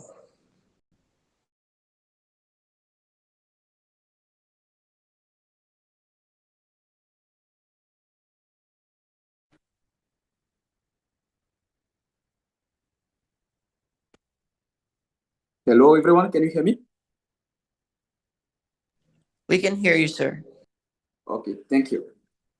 So, thank you. It's a good opportunity for me for being here. My name is Kani Kombe. I'm from International University of Rabat in Morocco. I'm doing a PhD on urban air mobility, focused on proper noise, so the purpose impact.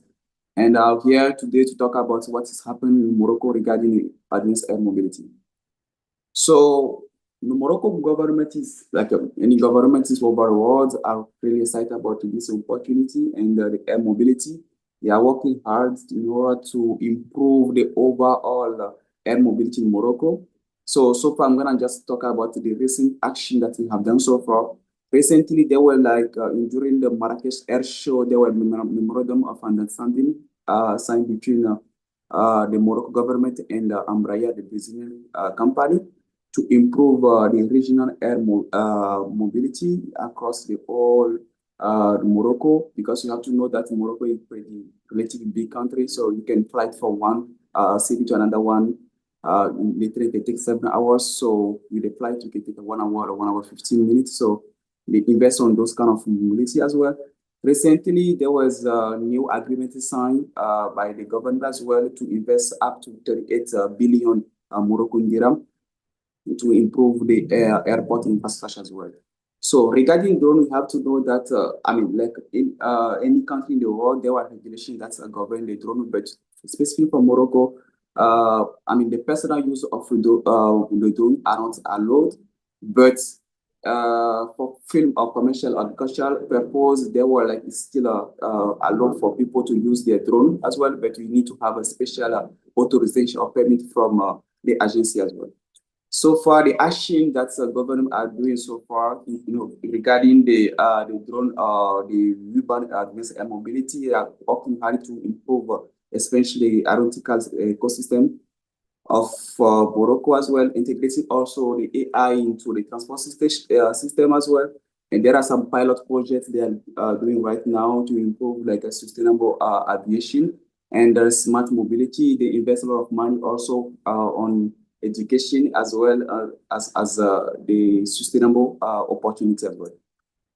So far for the public sentiment, I think this is kind of like a same for, I mean, everywhere in any country, there were like special concern about the population regarding the noise level.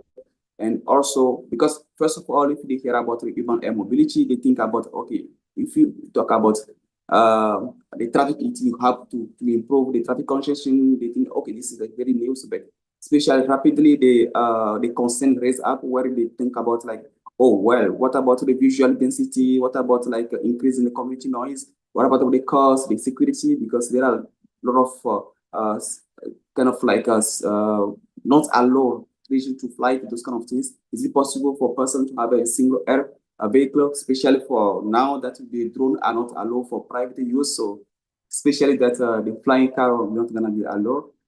So those are the sentiments and those are the public perception about urban air mobility for now in Morocco. And for the upcoming event, there will be like, there were a lot during this year, 2025, but in October 2025, there will be aerospace meeting in Casablanca, so you all are invited as well. So in conclusion, the concept of urban air mobility is relatively new here because it's kind of like a new everywhere and people are excited about that. So as actor or as a person work on this field, I think our mission is to advocate and inform people about the opportunity, also the authority as well, in order to maybe working hard in order to adapt the regulation toward the urban air mobility as well. So the main challenge will be the security, the energy regulation, and the public safety that we all have to work hard in order to improve. For my personal project as a PhD researcher at International University of Rabat, I'm working on propeller aerodynamic aerocoasting, like I said before. So we are working in order to improve the aerodynamic, assess the interaction between the propeller of the vehicle, because you have to know that all the design from the industry, they incorporate into rotor configuration. So my daily work is to investigate the aerodynamic interaction and also related to noise. There will be like, there are international projects that I'm working on with Delft and some industry as well across all the world, where we are working hard in order to develop an open source model in order to be available for everyone to access and also to have information about human air mobility. That's all from my side. I hope I get some useful information for you and very happy to be here. And you can reach me on LinkedIn or through email and in order to have more information about what I'm working on or about the urban air open source model as well. Thank you all.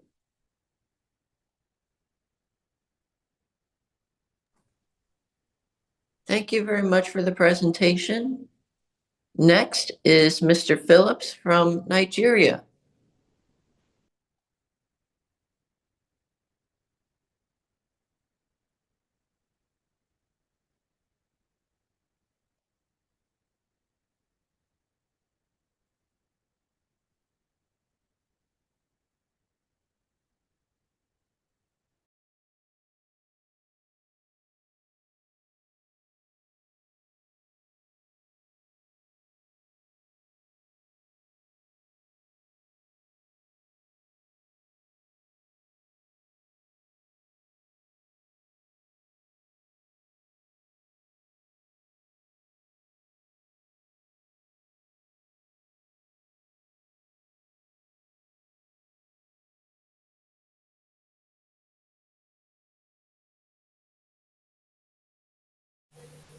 Hello, everyone.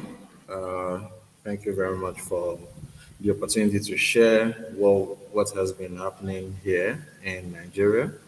I will be sharing my screen now.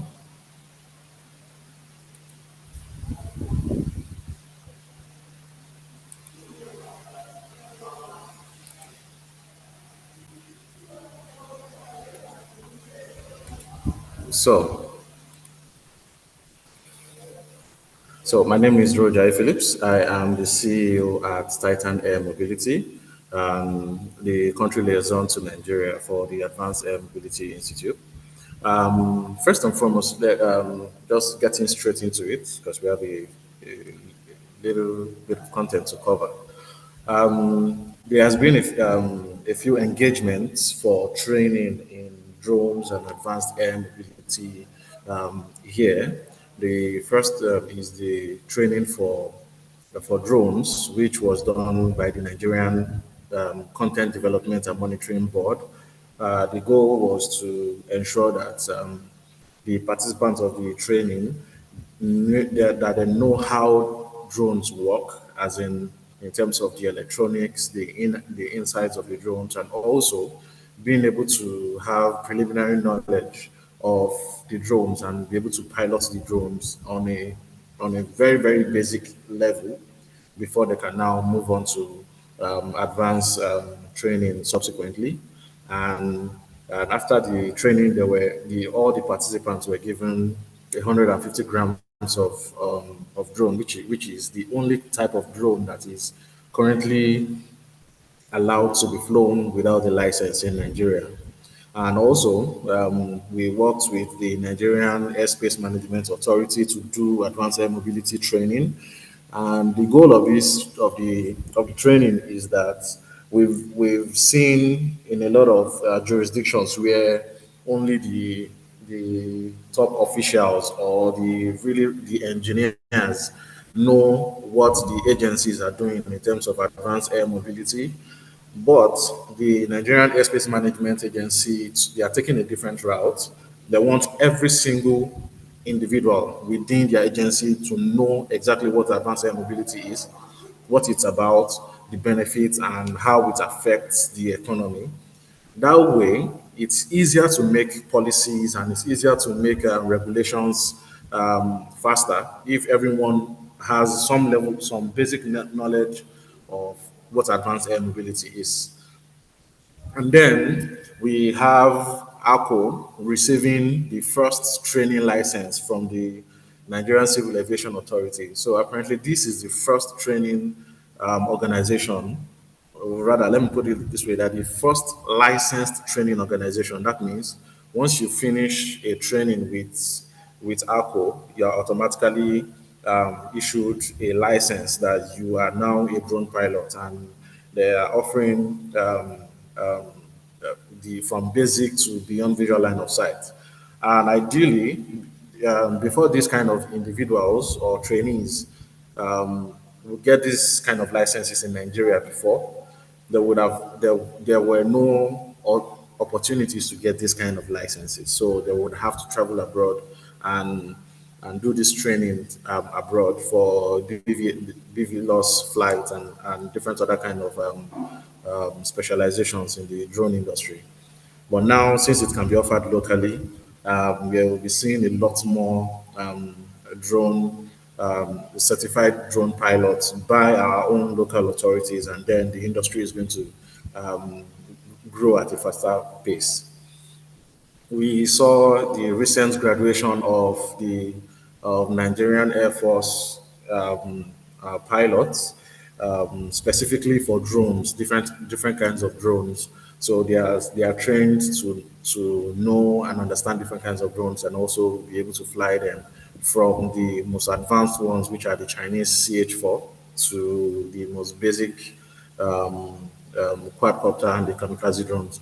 So that's what this kind of specializations are for, and I think they are recruiting for new cohorts almost every year now for this kind of deep specialization in drone technologies.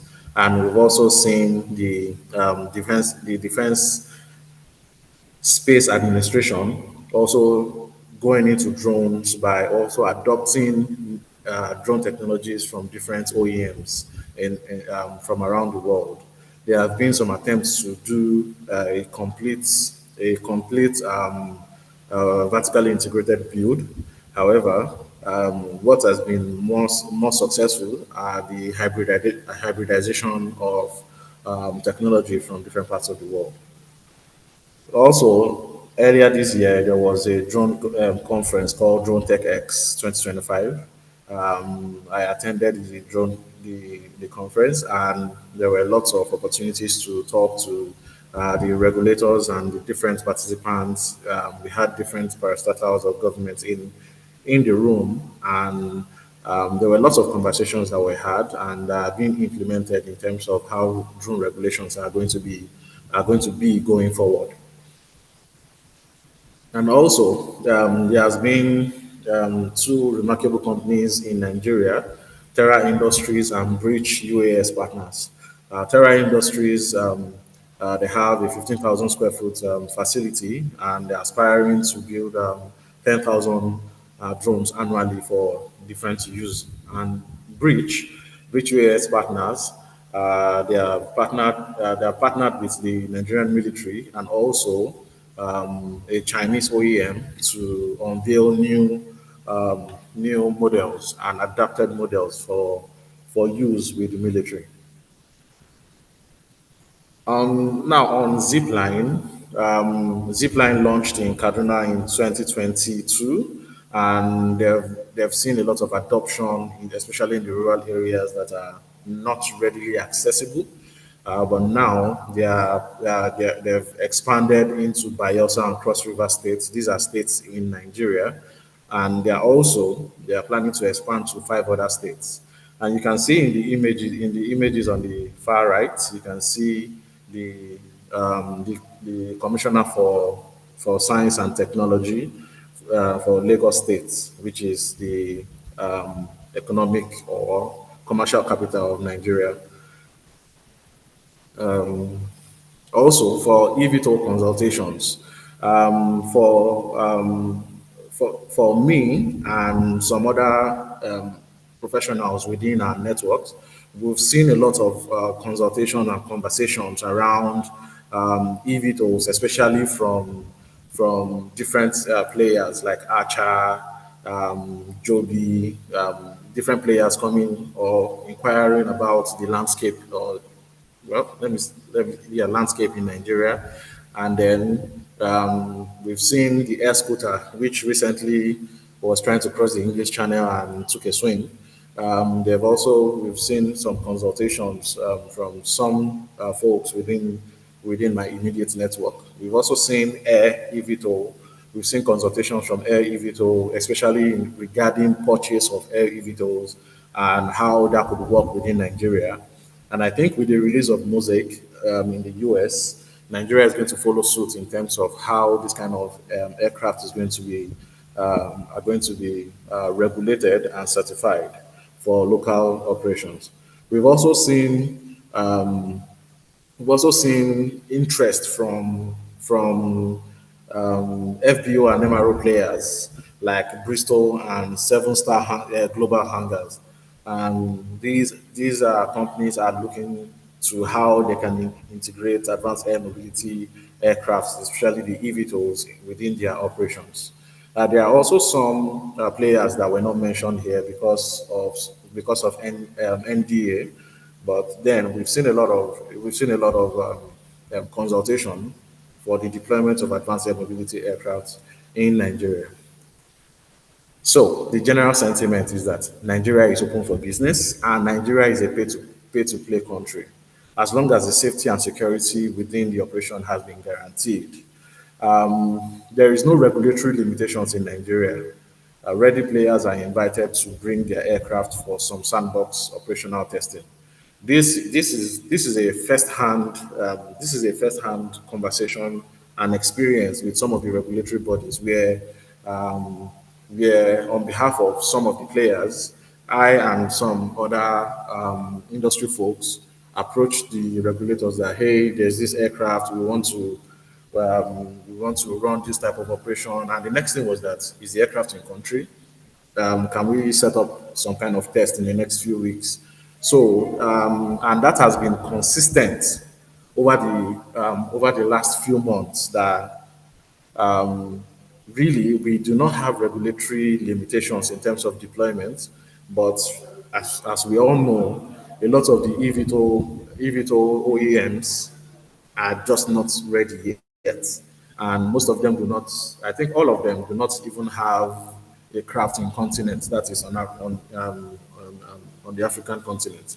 I'm not sure any of them has a craft on the African continent. So the position now from experience is that, hey, just bring your craft in, we can create a sandbox and do some test operations, and then we can do some local certification for different missions. So the aviation, and by extension, the advanced air mobility ecosystem, is more action-based oriented rather than talks. That is also from experience and from all the consultations that I and some of my industry colleagues have been doing, is that, yeah, in Silicon Valley, yes, you can hype up the FAA, talk about the different parts of the different mission profile that you can do. In Nigeria, you are just expected to bring your craft in, and then we run the tests. So more action rather than talking. And also from simulations, we have been doing some simulations, and we've seen 300 billion annual economic activity from the deployment of from the full deployment of advanced air mobility aircraft and ecosystem. This is from the OEMs, infrastructure, mobility, logistics, drones, licensing, all the activities involved. We are seeing that there's going to be a huge opportunity in terms of deploying OEM locally in Nigeria. As for what we do at Titan Air Mobility, we are creating the technology and also the ecosystem for advanced air mobility aircraft and ecosystem to be successful.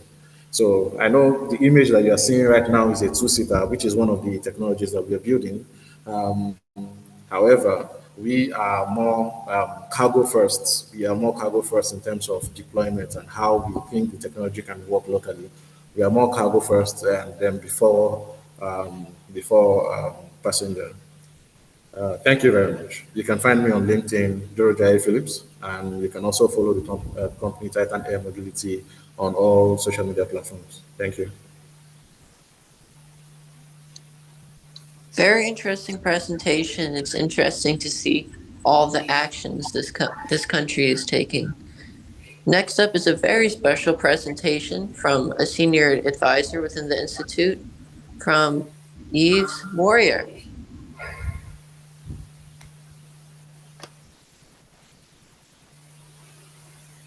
Okay. Hello, good afternoon, good morning. First, do you hear me well? Do you see me well? We see you, sir. Okay, thank you very much. Now I will start sharing my screen.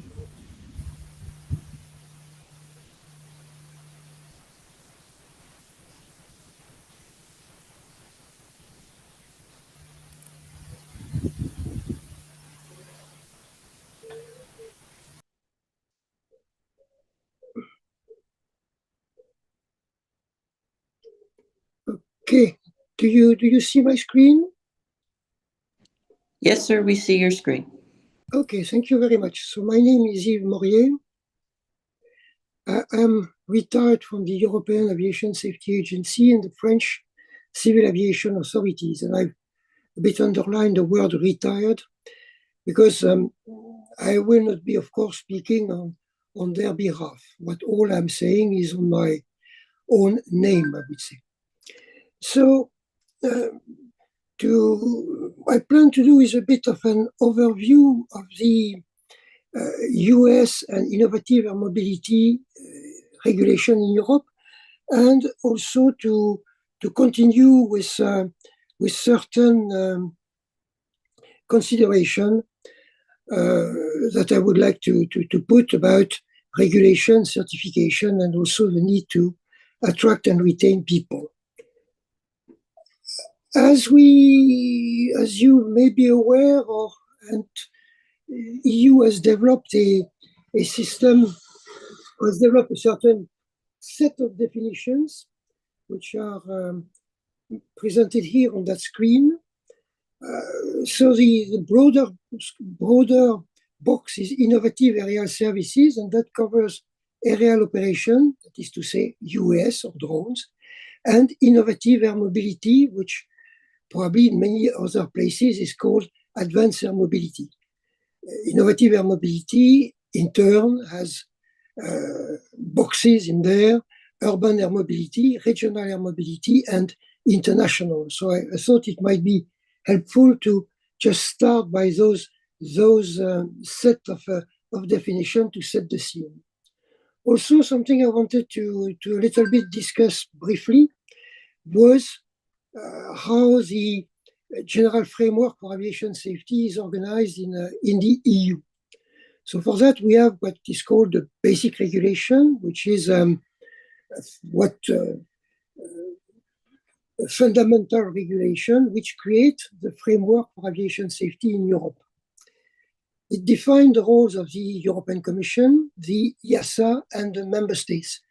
It's important to realize that in Europe, we don't have, for example, an FAA, but we have, I would say, actors like the Commission who adopt the rule, EASA, who develop the rule and do basically everything having to do with design and foreign organization, and the member state who, in a way, approve all the entities or provide the authorizations or provide the licenses of people and entities which are under the jurisdiction. This basic regulation covers all aviation domain except low-risk activity like microlight, for example, which remains national, or some little airports. Approval granted in accordance to this regulation and all those that are adopted based on that regulations are valid in the whole EU, and all other regulations that we describe are actually implementing that regulation. An important point perhaps to mention, because we talk about drones, we talk about EVTOLs, the Artificial Intelligence Act adopted by the EU in 2024 is also modifying this basic regulation to more or less say when you modify it or develop regulations, you will need to take into account this Artificial Intelligence Act. Concerning UAS, it addresses all civil UAS and in particular define essential requirements for UAS. These are high-level requirements that are in fact put again a sort of framework for all that will come after. There are flexibility provisions for member states, but they are on security, on privacy, but they are not on safety. Concerning AIM, there was no special requirement to piloted AIM. So if I start by looking at the US regulation, the guiding principle for those regulations are as described here. First, they were operation-centric. We use the fact that there was nobody on board an UAS to make that approach and say, okay, the regulations are addressing operation as a whole. They are risk-based, so we try to be proportionate, and performance-based in order to try and address the speed of development of the UAS industry. Now, when I say performance-based, we cannot just say something that US must be safe. It still have to respect legal certainty, equal treatment, to clearly understand what are rights and obligations. So, but the idea was try to be performance-based as much as possible.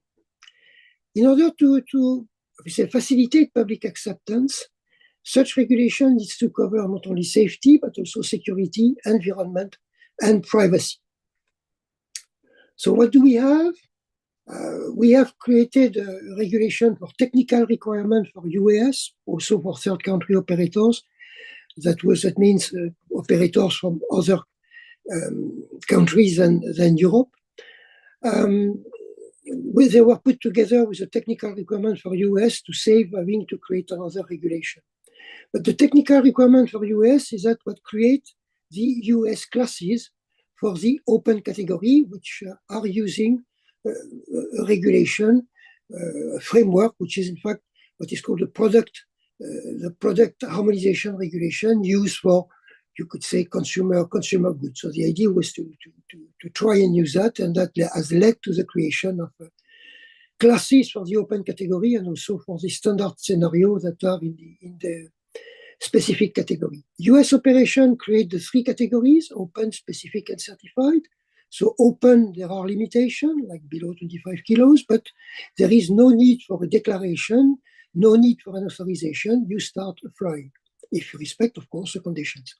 Specific are more ambitious operations, for which the general principle is to obtain an authorization which is based on a methodology called SORA, and the certified category would be the higher risk, and there an approach comparable to the classical manned approach would be followed. This is certified is still work in progress when open and specific are well developed.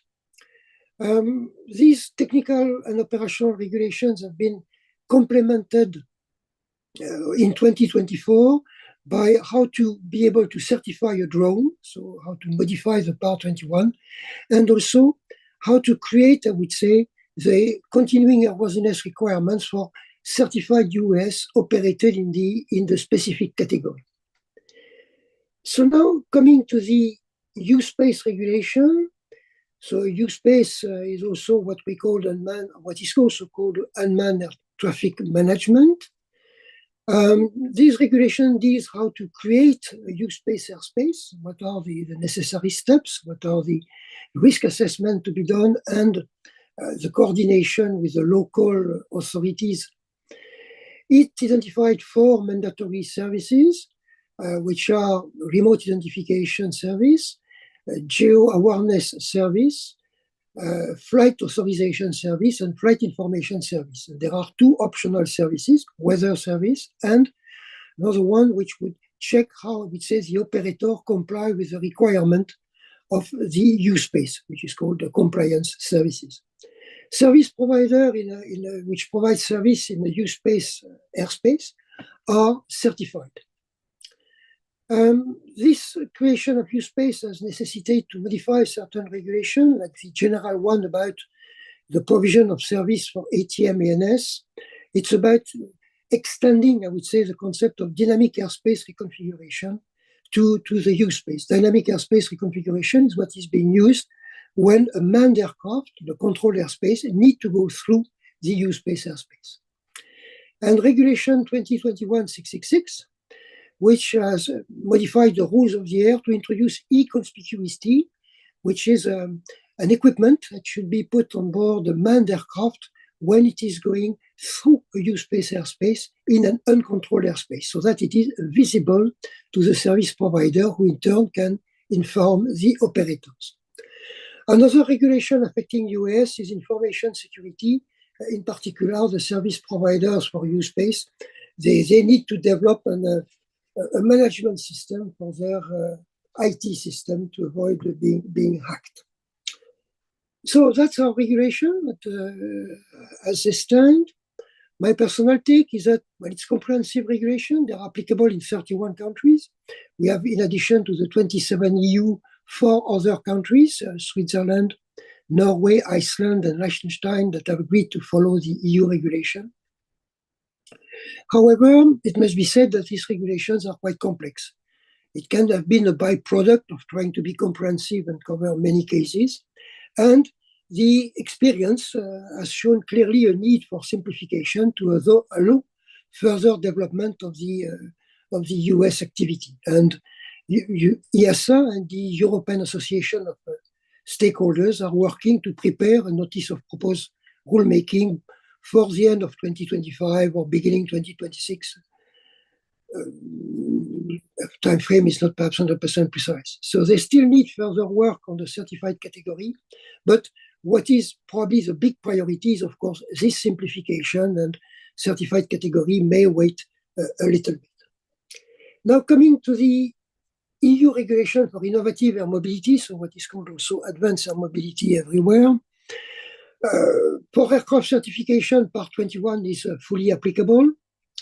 There are two special conditions, which are also with means of compliance. So special conditions is a tool that we use when there is no published technical requirements, like we have for large aeroplanes, for example, what we call CS25. So in that case, rather, I would say, rather performance-based special condition has been produced for the small category EVTOL up to 5,700 kilo, and which now in our regulation tends to call VTOL capable aircraft or VCA.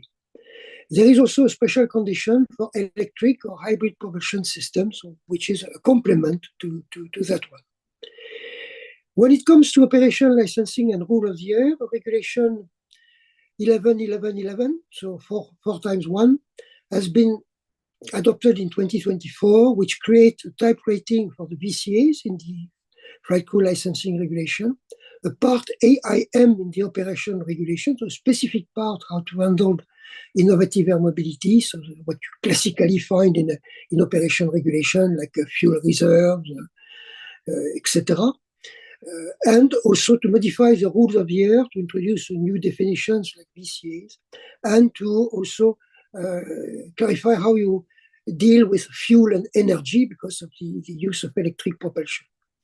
Finally, last but not least, I would say prototype design guidance has been published for vertiport. This is guidance only to be used by member states when they want to design a vertiport. So it covers, I would say, the size of the vertiport, the lighting of the vertiport, and I would say how you protect the vertiport from the obstacles. So it's quite classical, but it's limited to the design guidance. What is my take also on EU regulation for innovative air mobility? Well, we have there a comprehensive set of documents. I will not say regulations because of the vertiport aspect, also applicable in the 31 countries. What would be important is, of course, to continue the effort which is in progress of harmonization with FAA, because there are differences, in particular in the technical requirements, which can have significant consequences, I must say, in particular when we talk about the level of safety. Today, the focus is on piloted VCA used in urban air mobility, which seems to be the most pressing activity. That's the one which is clearly ready to come first. And further work is necessary now, obviously, to extend to other part of AIM and to address autonomy, which is not fully addressed at the time being. This is also linked with artificial intelligence. We have also in EASA has created a hub for information sharing, for safety promotion and research. So I will not detail all this, but it's a hub that you can access publicly. There is a public part, and you have to register if you want to access to the more, I would say, detailed part. Now, some personal consideration, perhaps, to conclude this presentation. One is about aircraft certification.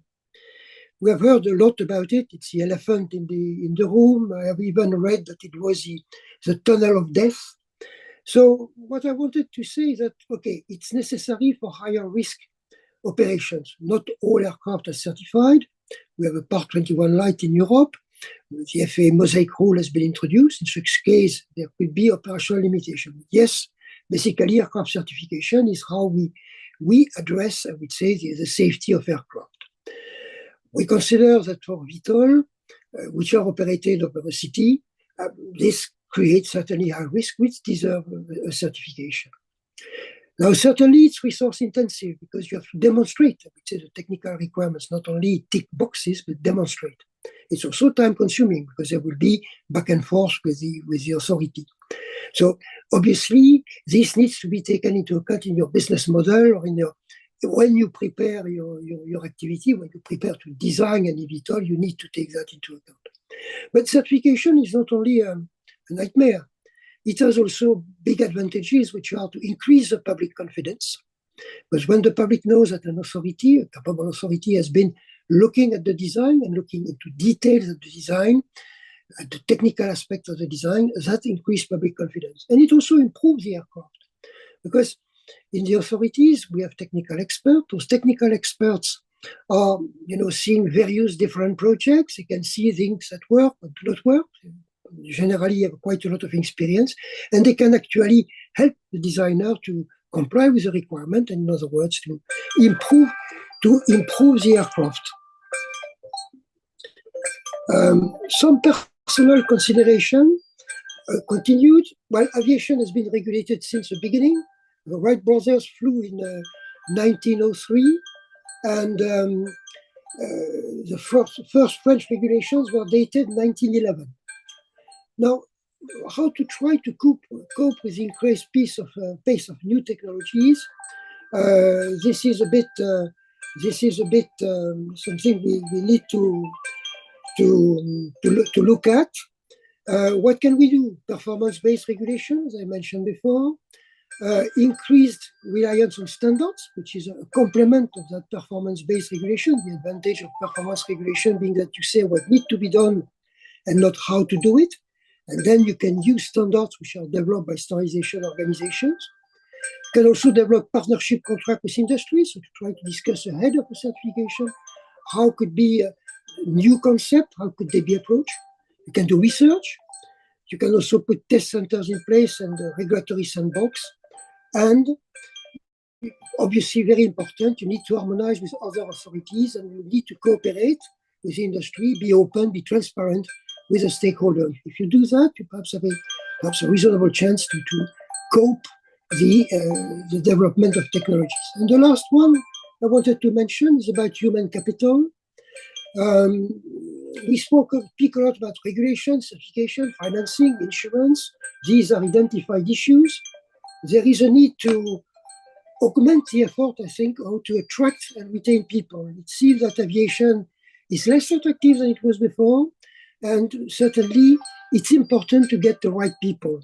So it's clear to me, and probably clear to everybody, that a good team is a key element of the success of a company.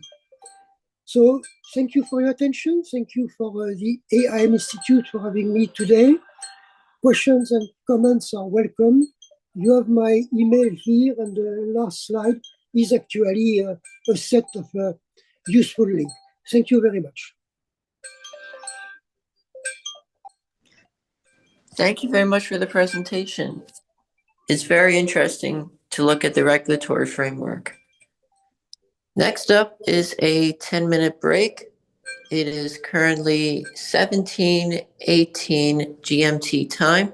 We will come back at 17:30 for a special presentation about innovation leadership from Alison Warwick. Oh, I have made a flop.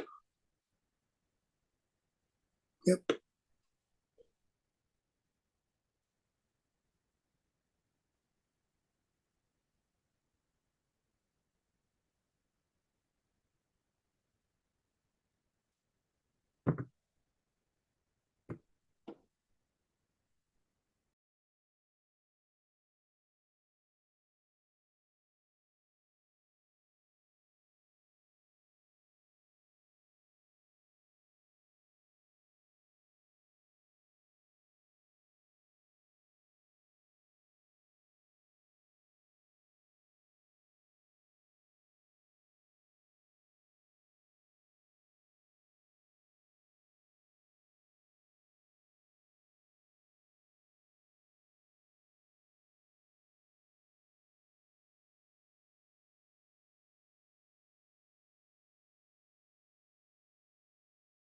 Recording stopped.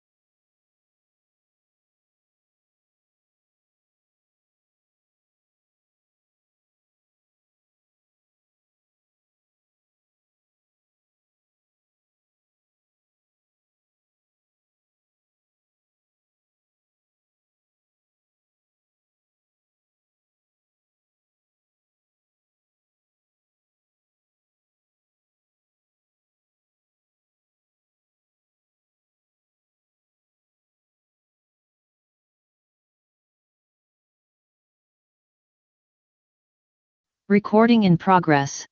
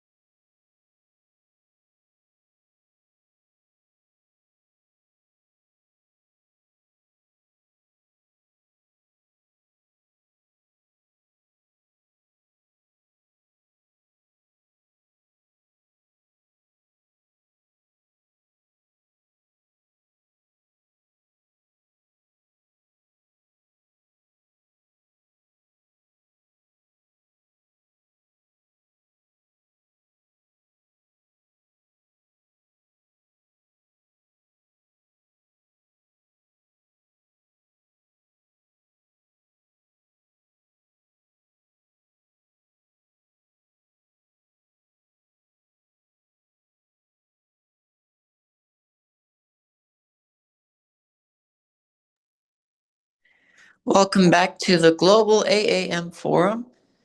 We are recommencing with a very special presentation about innovation leadership from Allison Warwick. Thank you. So we'll go ahead and get started, confirming everyone can hear me and see me okay? Yes, ma'am, we see you. Awesome, great. So good morning, good afternoon, good evening, wherever you're joining from. So I want to start by asking everyone to imagine something with me. So you can close your eyes if you'd like to, but I want you to imagine your real world routine, your daily routine. And so for those of you who commute to work, for example, I want you to think about your morning commute, your traffic every day, the stops in your commute, the familiar sights or sounds. How do you get your groceries for your household? Do you order them or do you pick them up last minute? And what about those of you who travel and travel by aircraft? Think about your trip to the airport each time you have to fly. Think about your drive to the airport, how you park your car, and the security lines that you may have to go through. This is your reality, right? And if you're closed your eyes, you can open your eyes now. Now I want you to consider how advanced air mobility, specifically electric vertical takeoff and landing vehicles or drones delivering packages, would realistically fit into that which you just imagined. How would it truly slot into your day-to-day life? It sounds futuristic and it sounds really great, but the path from concept to common use is rarely straightforward, and we know this. Building technology is only half the battle. The other, often more challenging half is getting people to understand it, getting people to accept it, and getting people to ultimately adopt it. And it is my opinion that the biggest barrier to public acceptance of emerging technologies like advanced air mobility is not usually a technical one. In my view, it is the fundamental misunderstanding of what it is and how it can be used. And it is this lack of knowledge in turn that fuels either acceptance or rejection. So think about it. When something new comes along, our initial reaction is often driven by either a lack of information or misinformation. We focus on what's unknown and we focus on potential risks rather than initially focusing on clear benefits. And this is anything in our lives that is new, not necessarily advanced air mobility in this example. And we've seen this before. So early internet users, for those of you who remember, we struggled to grasp email's utility. And many dismissed electric vehicles as impractical golf carts. Smart home devices introduced about 10 years ago, they were often seen as silly gimmicks. Again, building the technology is only half the battle. So if we look back in history, let's think about the automobile. And I want to specifically now talk about the Model T automobile. The very first automobiles prior to the Model T were built with little regard for public concern or infrastructure. They were engineering marvels, but they created problems like noise, dust, accidents, and oftentimes had little roads to actually drive on. And it was only after observing the clear need for affordable, reliable transport that Ford then mass-produced the Model T. And it's an interesting fact that the legislation and the infrastructure development for cars were largely driven by the problems that they generated. This was often after the introduction of the innovation, which was the car itself, where the legislation and infrastructure development, really seen evolving. So I'd like to briefly now shift to something known as the second order effect. And essentially what this is that the first order effect is a new technology that's introduced and its main purpose or function for use. The second order effect is often the unexpected then outcomes or consequences of that technology. Okay. And people are often willing to accept the immediate consequence of a new technology if the benefits are clear and compelling. Okay. So I want you to think about GPS. Okay. So its original intention was for navigation. And we then, I'll fast forward a little bit, installed it onto smartphones. We had the introduction of the smartphone and then the installation of GPS capabilities on the smartphone. This included location services on our phones. And a lot of people viewed location services as invasive. A lot of people still do view location services as invasive. But then we had the introduction and integration of the location services into apps. And these are apps that we use every day. These are convenience apps that we use in our lives. And therefore, we accepted then this invasiveness of location services because the utility was so high. And so in this instance, the second order effects like privacy concerns, were then used to inform regulation and policy and other integration and implementation techniques. We can use these second order effects and understanding how we can apply them in order to drive adoption of the first order, original technology that we're trying to introduce. So now quickly shift again. I want to dive into the little time that I have into a little bit of behavioral science and specifically how we can apply behavioral science to technology adoption. So first and foremost, our default to newness, especially new technology, is often to focus on safety aspects. And we have a desire to educate the public through public demonstration. This is where we default to often. And while this is important, I believe that a behavioral scientist would tell us that this is not enough. And I want to go through a couple examples of how I think a behavioral scientist would view the situation that we're in as an industry. So first, risk perception is subjective, not objective. And we are far more accepting of risks that we choose to take rather than risks that are imposed upon us. And for many, an EVTOL flying overhead may be perceived as an imposed risk. We humans like familiarity, and we like control, and we like feeling agency. And if a technology is perceived as something happening to us rather than something we have a say in or we benefit from directly, then the resistance will grow. So one idea is, instead of framing autonomy or autonomous flight as a complete replacement for human decision makers, we could frame it as a support system for highly skilled human operators for the public. And this would in turn build trust. And it shifts this narrative of, robots taking over to advanced tools empowering people.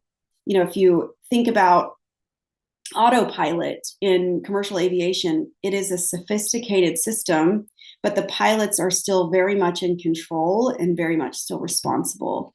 So this nuanced framing can make a huge difference in public acceptance. Second, cognitive biases. They are very powerful. So the first cognitive bias I want to talk about is loss aversion. And what loss aversion is that people are more motivated to avoid losses. So in our instance, like potential harm from an accident or a noise disturbance, than to gain equivalent benefits like a faster commute. Just to say it one more time, we are more motivated to avoid losses than to gain equivalent benefits. So instead of promoting a direct benefit of advanced air mobility, like fly with us and save time, something very simple that we can do is we can frame it as avoiding a negative. So instead we could say, stop missing family dinners because of traffic.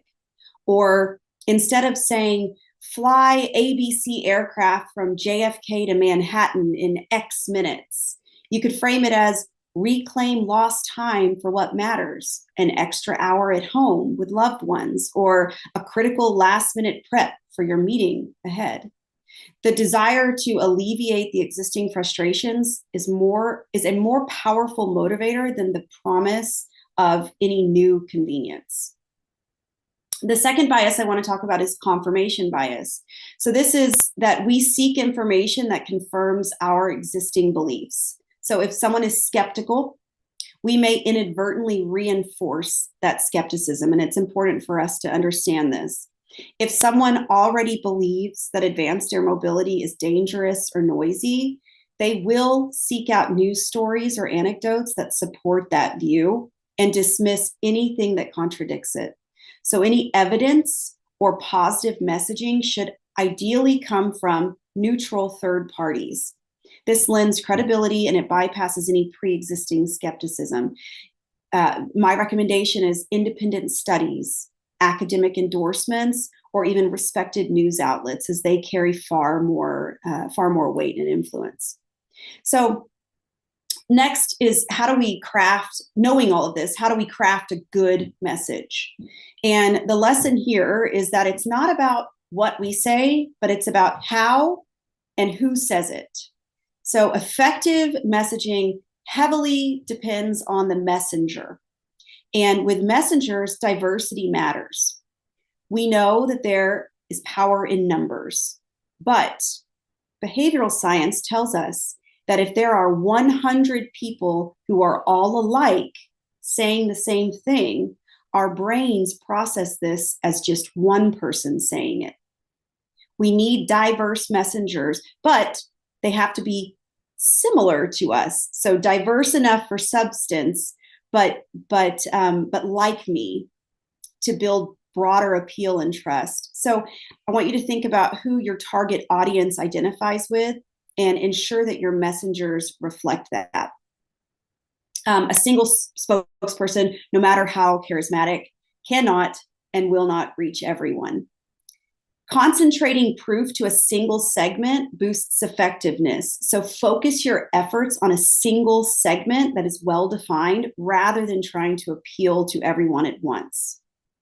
And the last thing is that location of the message matters as well. The context in which a message is received can significantly impact its effectiveness. Interesting studies show that voting that was conducted at school locations showed strong support. Folks that voted at school locations showed stronger support for a sales tax increase that was specifically earmarked for school funding. So think about the environment and timing of your message. A message about reducing traffic might resonate more deeply if it was delivered during rush hour or near a congested interchange. So in conclusion, I'll skip ahead. I did have a little bit more to talk about, but I'm noting now that we're short on time. You know, my suggestion, there's a lot that we could do, and obviously a couple in this talk, but my suggestion is one thing to do now is develop some sort of social impact standard for develop in collaboration with the research standardization could standardize the for evaluating social readiness and therefore provide a common language and ensure understand the why before we try to understand. So wrap up today is not new to talk on all the subjects. You know, I welcome any I'd like to continue the and you know, key takeaway is that by integrating behavioral science early and consistently, we can move beyond simply building these incredible new machines or new ways of living, and we can truly build a future that people understand, that people trust, that people embrace. This isn't about technology, it is about building a better society, innovation. So thank you. Thank you, Allison. It's very interesting to hear about your people-centric approach to encouraging leadership and encouraging public acceptance. Next up is a presentation, is some more country presentations. I encourage you, for the sake of time, to keep your presentations to 5 minutes if you are a country presentation. Next up is Rafael from the Dominican Republic. Thank you, everybody. It's a pleasure to be here, sharing with you in this great forum, global forum, where I will discuss a little bit about the situation of Dominican Republic, and it's from the last forum we had. I think it was in January or something like that. Unfortunately, there hasn't been many changes in DR, so we are still a little bit of stuck here. But we have had before the first air corridor certification for document deliveries in the urban area using drones. So that's been working for a while, even though it's not working in a very specific days, but they've been working and they have been authorized to do that. Also, we have signed last year the Open Sky Agreement with the United States, and we have another important development in the aviation area, removing restriction on routes and frequencies and also first. So there has been a boost in that matter for tourism and creates new opportunity for the economic growth in the aviation sector. We also have another drone authorization for blood delivery by the Dominican Institute of Civil Aviation. This is an authorization for the Lasso Foundation for blood transportation in the country. However, it has only been the flight has only taken place for demonstration matter. It has not been as a regularly blood transportation service.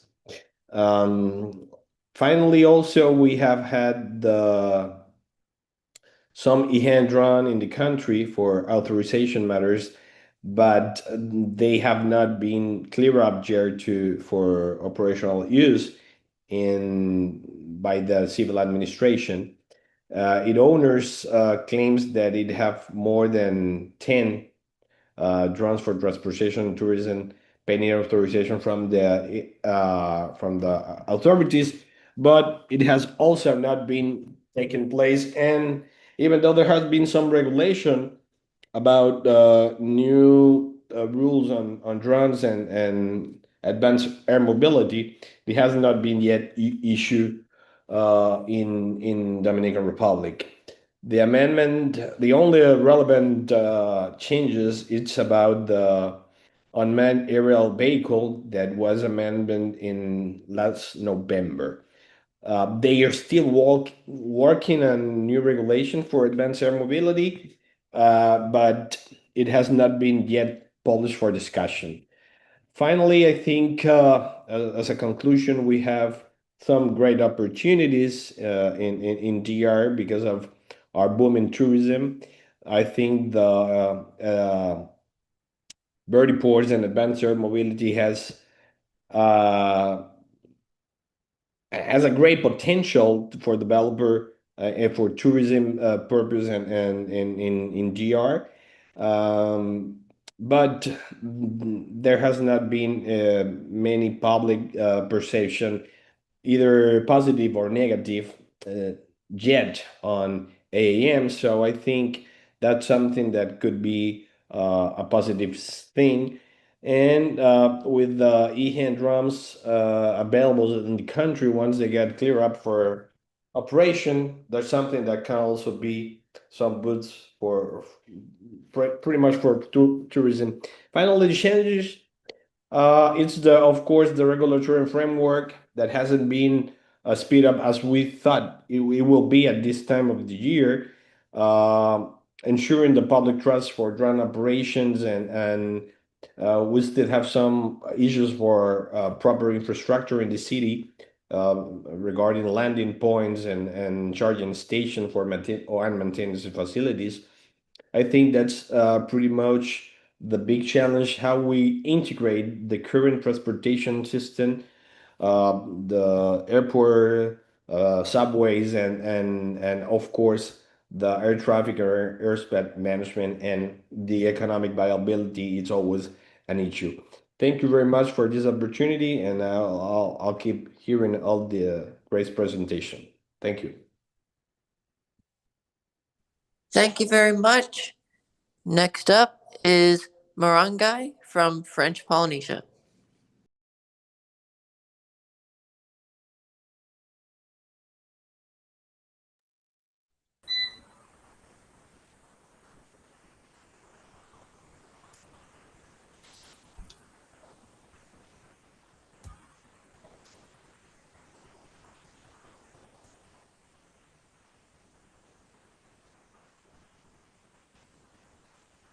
Hi everyone, can you see the slide and can you hear me okay? We can hear you. We know you're screen sharing, but it's low. Okay.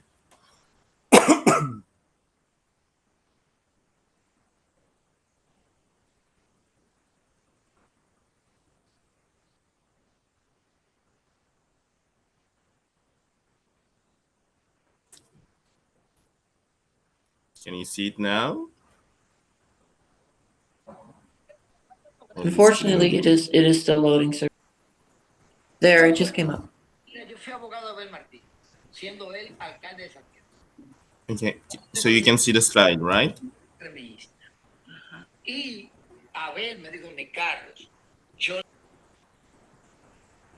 I'll take it as a yes. So hi everyone, I'm Matan. I'm the Director for Civil Aviation in French Polynesia. So we are a fairly small territory. I put a map so you can locate us. We're in the middle of the Pacific.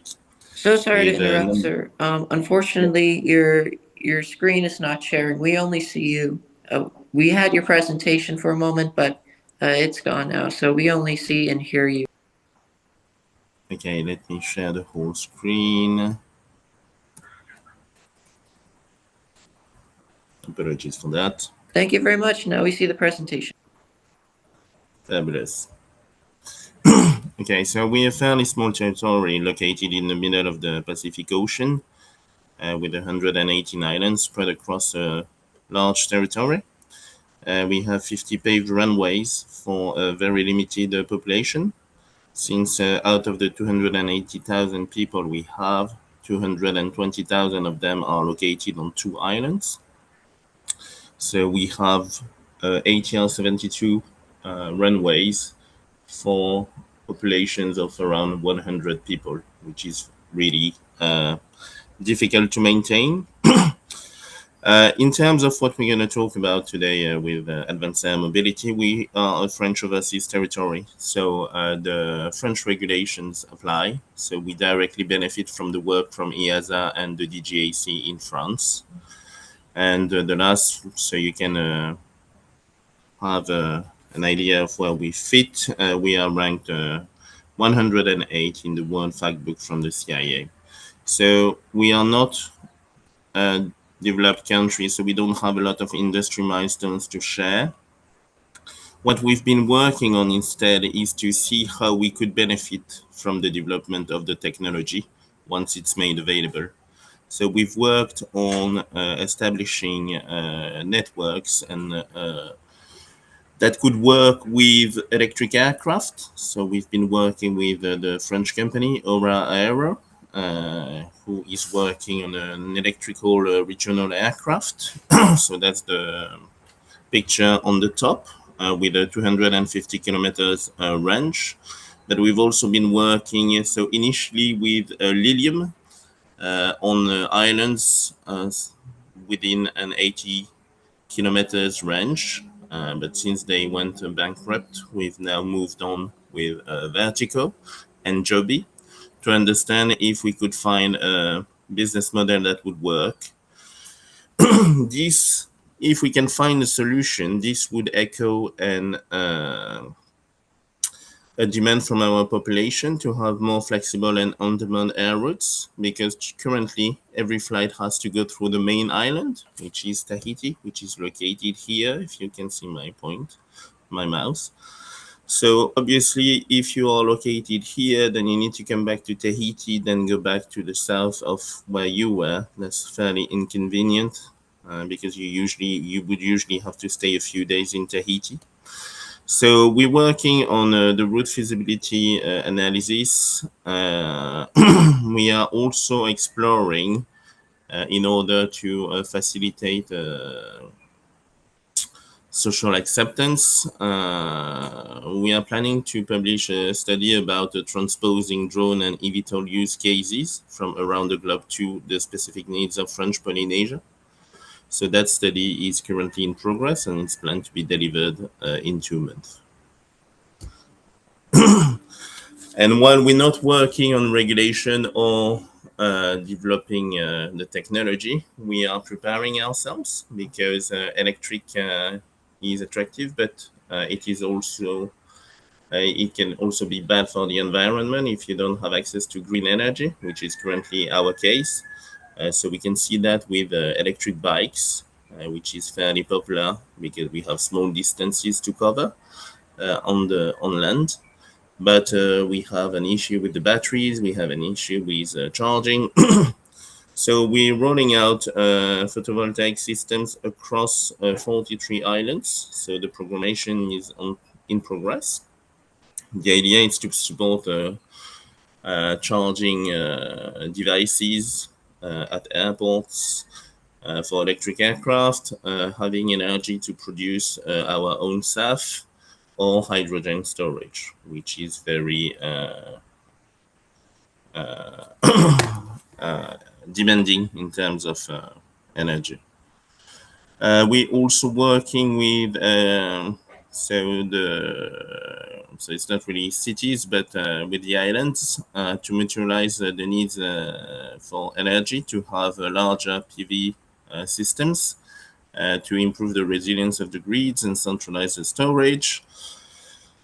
And the last thing we're trying to work on is to have a metric that is centered on linear meters of runway, because today we can define the cost of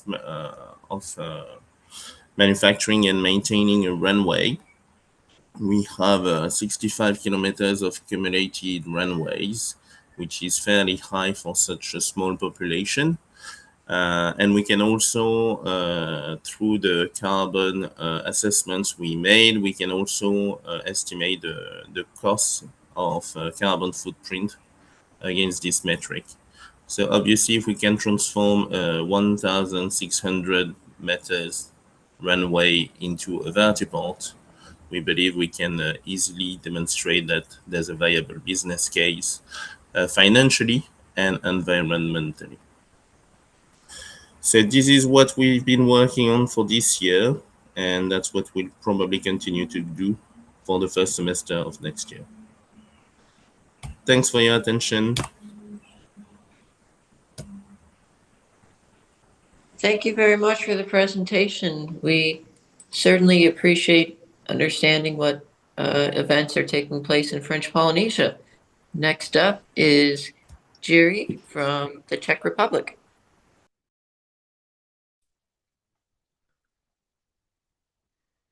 Hi, can you see me and hear me? Yes, sir, we can. Okay. I try to share my screen, but I have transitioned to Mac OS and it won't let me share it for some reason.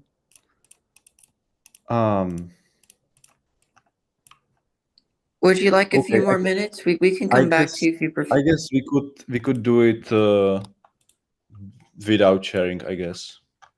If it's okay for you. That's perfectly fine. If you're ready to proceed, we're ready. Okay, so hello everybody. Thank you for your beautiful presentations and informatives.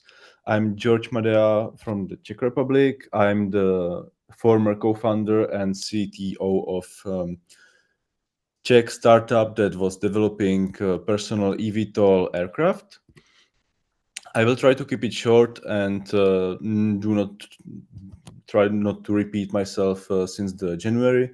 I will focus on two major players in the Czech space. It's VZLU Aerospace with their project MIA. It's a national research center, and Zuri, which is a startup. Zuri received investment of 4.4 million euros recently, and since January, they were able to successfully transition to forward flight with their 3.5 meter scale prototype. And concerning MIA, they just continue to test flight their 1/3 scale prototype of the full scale version is fairly large. I'm not sure if it's 11 meters or I'm just mistaking it with Zuri. And as honorable mention, there is UDX, which is on hold currently because of insufficient funds. VZLU presented its project recently at DroneCon, which was happening. It was a conference happening in Czech Technical University. And it basically is reflective of how the public sentiment is in the Czech Republic. The professionals are interested, mostly because they are seeing the potential of the technology, but also the public awareness is very limited because Czech Republic is not really the end user of this technology. And it probably will be the case of Czech Republic manufacturing the vehicles while the usage of those vehicles won't be so adopted in here. As such, there are no upcoming events that I know of because we are a very small country, and as I said, we are not United Arab Emirates, or we have talked about China, so the adoption is limited in here. However, if I would advise, if you want to follow the recent advancements in this technology in the Czech Republic, just to follow Zuri, because technologically they are the furthest, and also with the recent investment, I'm sure they will make a huge steps forward. So to conclude, we have two strong players in this field, but also probably just two players that are relevant at all, and that's VZLU with their MIA, which is basically almost fully supported by the government, and even though it's as an institution, a significant institution, it's actually the cooperation of multiple significant institutions. And then there is Zuri, which will continue with the development and will actually move on to the development of technology demonstrator 2.0, which will be a full-scale demonstrator using all of its technologies, such as hybrid power drive. So Zuri promises to have a range of 700 kilometers, for example, which is something else than what is done elsewhere, I assume. Yeah, and that's basically all from me. So thank you for your attention. Thank you very much from the Czech Republic. Next up is Adrian from Albania.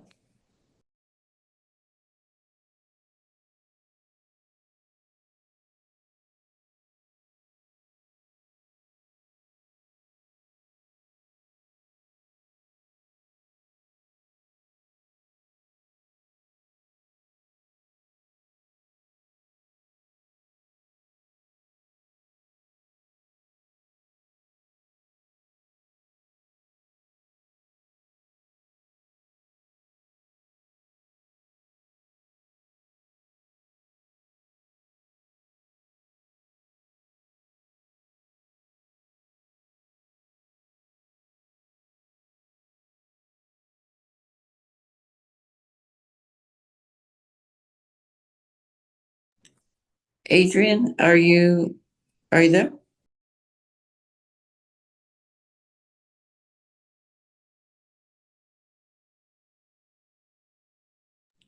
All right, in that case, Adrian will go back to his presentation on a later date, and Zachary from Woolpert does not appear to be present.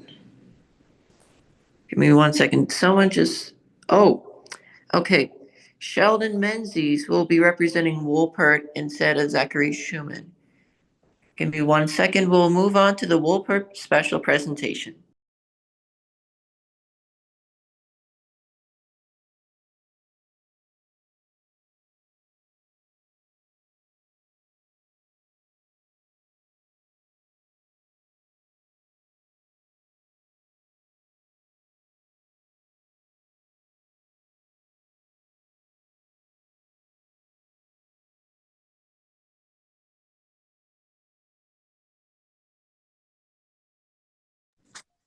Welcome, Sheldon. The floor is yours.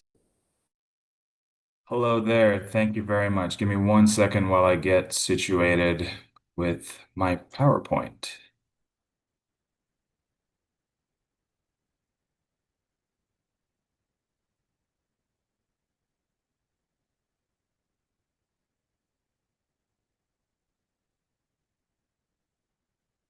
All right. Can you all see me and hear me loud and clear? Yes, sir. We see you and your presentation. Awesome. Wonderful. Thank you for the last minute panelist addition here. I'm obviously not Zach Schumann. He's my supervisor here at Woolpert. We are just, he's got another commitment and I will be filling in. So a little bit of background about myself. My name is Sheldon Menezes. I lead up Woolpert's advanced air mobility R&D practice. So we focus a lot on AAM and UAS research for the Federal Aviation Administration for several state DOTs and several airports in the United States. Our firm has worked with the FAA in the publication of Engineering Brief 105. We've helped several states and state DOTs develop their own advanced air mobility strategic plans, and we're helping airports understand how they would integrate AAM into their operations. The presentation that I'm filling on for today is going to cover the data behind vertiports, the data that goes into establishing and operating a vertiport. So, you all have been sitting through a variety of presentations today that cover what AAM is. What I want to discuss is perhaps the ecosystem that makes up this emerging industry. So you've got not only the OEM, but also the maintenance facility, the operator, the infrastructure general contractor that puts the vertiport together, the operator that manages and takes care of the day-to-day operations of the vertiport, the utility company, the communications company, the UTM, unmanned traffic management solution that facilitates the airspace operations, the corporate real estate, the multimodal transportation that allows for various nodes to come together at the vertiport, your local regulators and your government, your state and local government, your federal government, as well as the end users all make up the AAM ecosystem. What we want to get into is the data that is required to ensure that all these different entities within the advanced air mobility ecosystem communicate together to facilitate the operation. It's important to understand the crawl, walk, run nature of this industry. So as advanced air mobility has initial implementation, initial entry into service, we'll see operations with a pilot on board in visual conditions. What's important to understand is that these aircraft are going to operate within the existing air traffic management system and using existing infrastructure. As we move from that crawl phase into the walk or even into the run phase, future operations will consider autonomy, more complex operations in instrument conditions, advanced air traffic systems, and expanded vertiports, expanded infrastructure like vertiports or standalone infrastructure that allows for this industry to take off at its high tempo, high volume. There is much to consider when discussing a vertiport integration or vertiport planning. Let's start with the airside, landside engineering. There's hard infrastructure as well as supporting soft infrastructure as well. You want to consider the vertiport regulations. If it's in the United States, it's Engineering Brief 105. ICAO and EASA have different regulations. ASTM has a standard for vertiport design. It's important to consider what standard you're building your vertiport to. It's also important to understand, your aircraft rescue and firefighting. A lot of these electric aircraft operate with lithium-ion batteries, and guidance for putting out a lithium-ion fire is still emerging. To put out a Tesla battery fire, it's 1,000 gallons of water and a firefighting staff that's with this for hours on end until the battery thermal runway is complete. For electric aircraft, it is unknown, and it is important to consider your fire and rescue as part of your vertiport design. Then it's also important to consider the terminal design, the facility that's needed, the architectural and building components for the vertiport itself, the ground transportation and multimodal network that make up the multimodal nodes as part of your transportation system in a city or in a state. It's then important to consider, digital terrain mapping and the topography and obstacles surrounding the facility to understand what are the low altitude obstacles in the area, what are the pertinent safety critical data around the vertiport that's needed, and who is going to take the responsibility of mapping the topography, understanding the geospatial data that makes up the obstacles surrounding a vertiport, and who is going to be responsible for maintaining that database and updating that database as conditions may change around the airport or vertiport. It's also important to consider utilities, both from an electric standpoint, from a water, sewer, as well as telecommunications and communications, Wi-Fi, fiber internet. All of this is going to be required to facilitate advanced air mobility and eVTOL operations at a vertiport. Finally, considering the nav aids, the airspace, your approach lighting, your obstacle surfaces, your airspace needs are an important consideration as part of the design.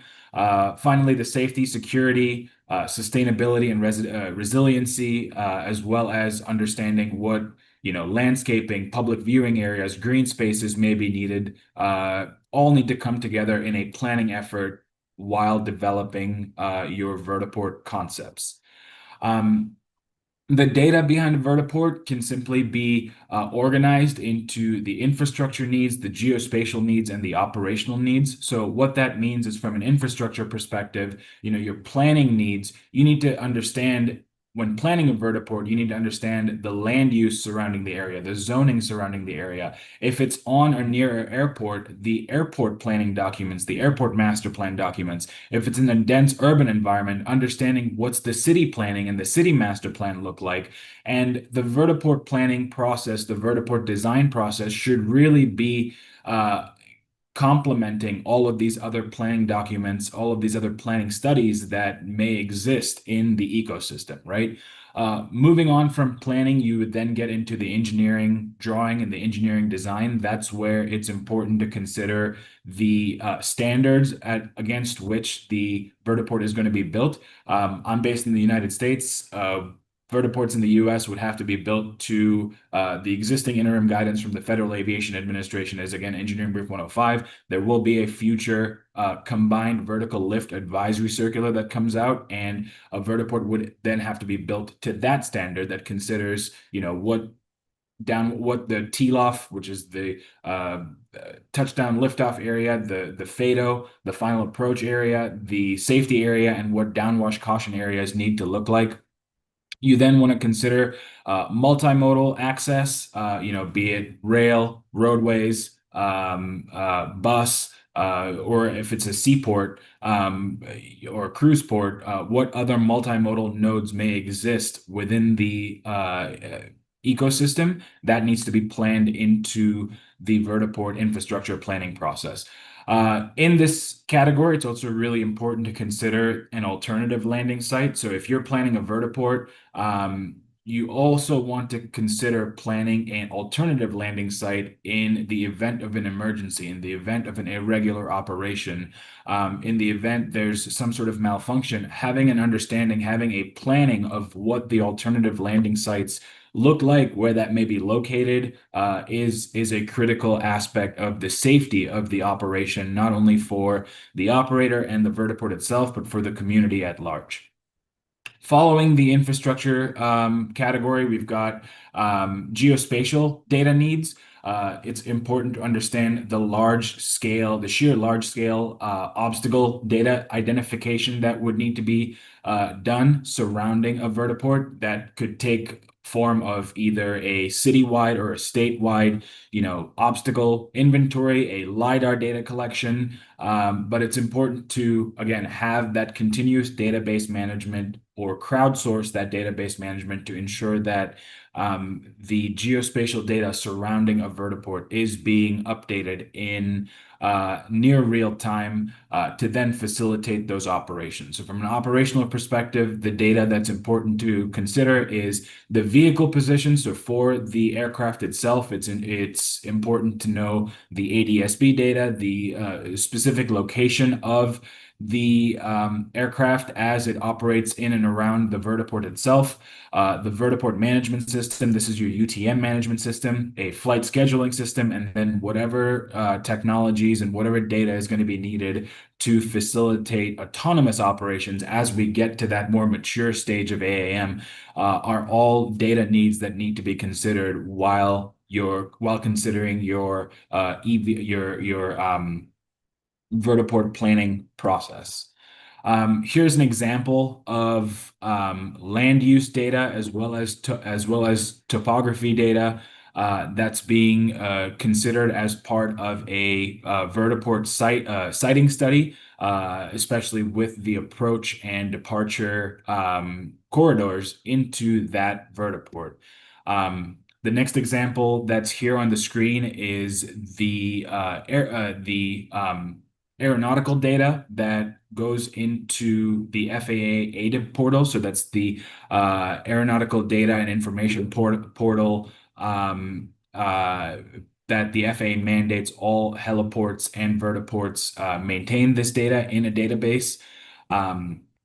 The example that is on the screen here is the is a vertiport siting study in and around a university in the Dayton, Ohio region. And what we've done is on the slide on the top left here is consider 5 or 6 different sites at an airport at this location where a vertiport may exist, and then place engineering brief 105A sized vertiport and consider what the approach and departures look like to understand where obstacles to the approach and departures into that vertiport may impact. And that has helped us cite 6 different alternatives to a vertiport at a location and end up with one preferred alternative as seen on the screen here. Finally, it's important to consider multimodal connectivity. The examples that you're seeing on the screen here are an example of a vertiport that's being integrated into a comprehensive airport master plan update for the Fort Lauderdale Hollywood International Airport. So this is one of the top 40 airports in the US, very busy airport, and the planning documents that you've seen on the right side here consider the placement of a vertiport as well as 4 parking areas on top of a intermodal center at an upcoming intermodal center. So this is a rendering for what that intermodal center is going to look like. It's placed right over here on the other side of the access road to the terminal building. What's happening here is this is going to be a center that allows for a rental car facility, buses and trains to come to the airport, and on the rooftop, we've placed, again, planning concepts for a vertiport, and we're working towards bringing advanced air mobility planning into the airport master planning process. So little snapshot of this was a year-long planning effort. We've just delivered these plans to the Broward County Aviation Division, who are the sponsors of the Fort Lauderdale Airport. That was it that my colleague Zach had put together, and again, I'm filling in for him here. Feel free to reach out to me. My email is up on the screen, or feel free to connect with me on LinkedIn, and happy to continue the discussion if there are any specific questions. Thank you. Thank you very much. We actually are slightly ahead of time. We have about 4 minutes before the closing today. If anybody has any questions, please put them either in the chat or in the Q&A box for this gentleman to answer. Yeah, there's one in the chat here about if a vertiport will have its own ground handling units, or will it be coordinated with the airport ground handling units. So that's going to vary depending on who the end operator is, right? So if it's a vertiport being co-located with, let's say, a fixed-based operator at an airport, the onus of having those ground service equipment, the ground handling units, would fall on the FBO or the operator itself. If it was an operation that is not unique to other operators and is just a single operator, like a Joby aircraft or a Beta aircraft, then again the ground handling would be contingent on who the specific operator is. But I would say the answer to your question that was posted in the chat is going to vary based on the use case, the location, and the application. There is another question from someone named Ayal. is there a vertiport traffic management system, for example, like a local UTM? There are definitely concepts for, traffic management systems that are out there. For example, in the Fort Lauderdale example that I had shared, that's at an airport, and that would be integrated into the local air traffic management system. So as part of that planning effort that we had considered, we brought in representatives from the air traffic control tower and understood what would be the impact of bringing in, an aircraft. And all our planning ensured that we did not want to impact legacy aviation operations. And at an airport, that vertiport traffic management system would just fall right into the comprehensive airport's air traffic management system. For a much more localized facility in a in let's say an urban environment, there would have to be a specific traffic management system in place, and there are certain emerging solutions on the market that offer such a service by pulling in ADS-B data, having ground-based radar that allows for again additional detection.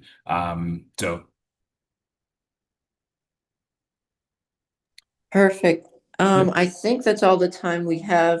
There is another closing statement from Molly. So thank you so much for your time, and thank you for stepping in for Mr. Schuman. Next up is Molly Janner from the Institute. Hi, everyone. Thank you. Woohoo! We made it through day 2. I can't see all your beautiful faces, but that was an amazing day. So many great conversations. And as it comes to a close, I just wanted to take a moment to reflect on all the inspiring discussions and innovations that we've experienced over the past 2 days, with more to come. From breakthroughs in AI-driven flight systems to sustainable propulsion, it's clear that we're on the edge of some major transformation in the aerospace industry, which for me, to be a part of feels really exciting.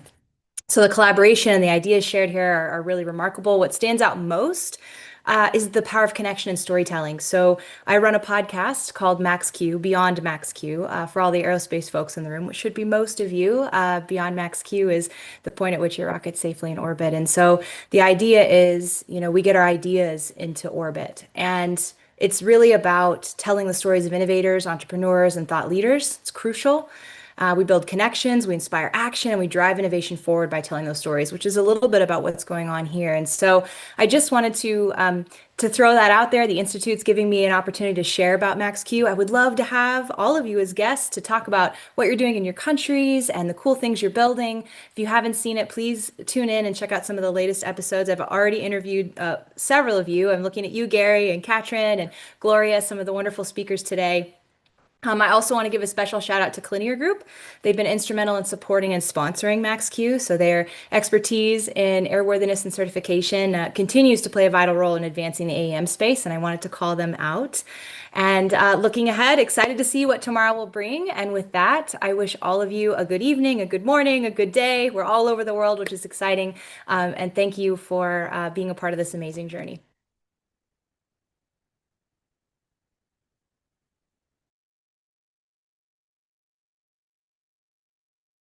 Recording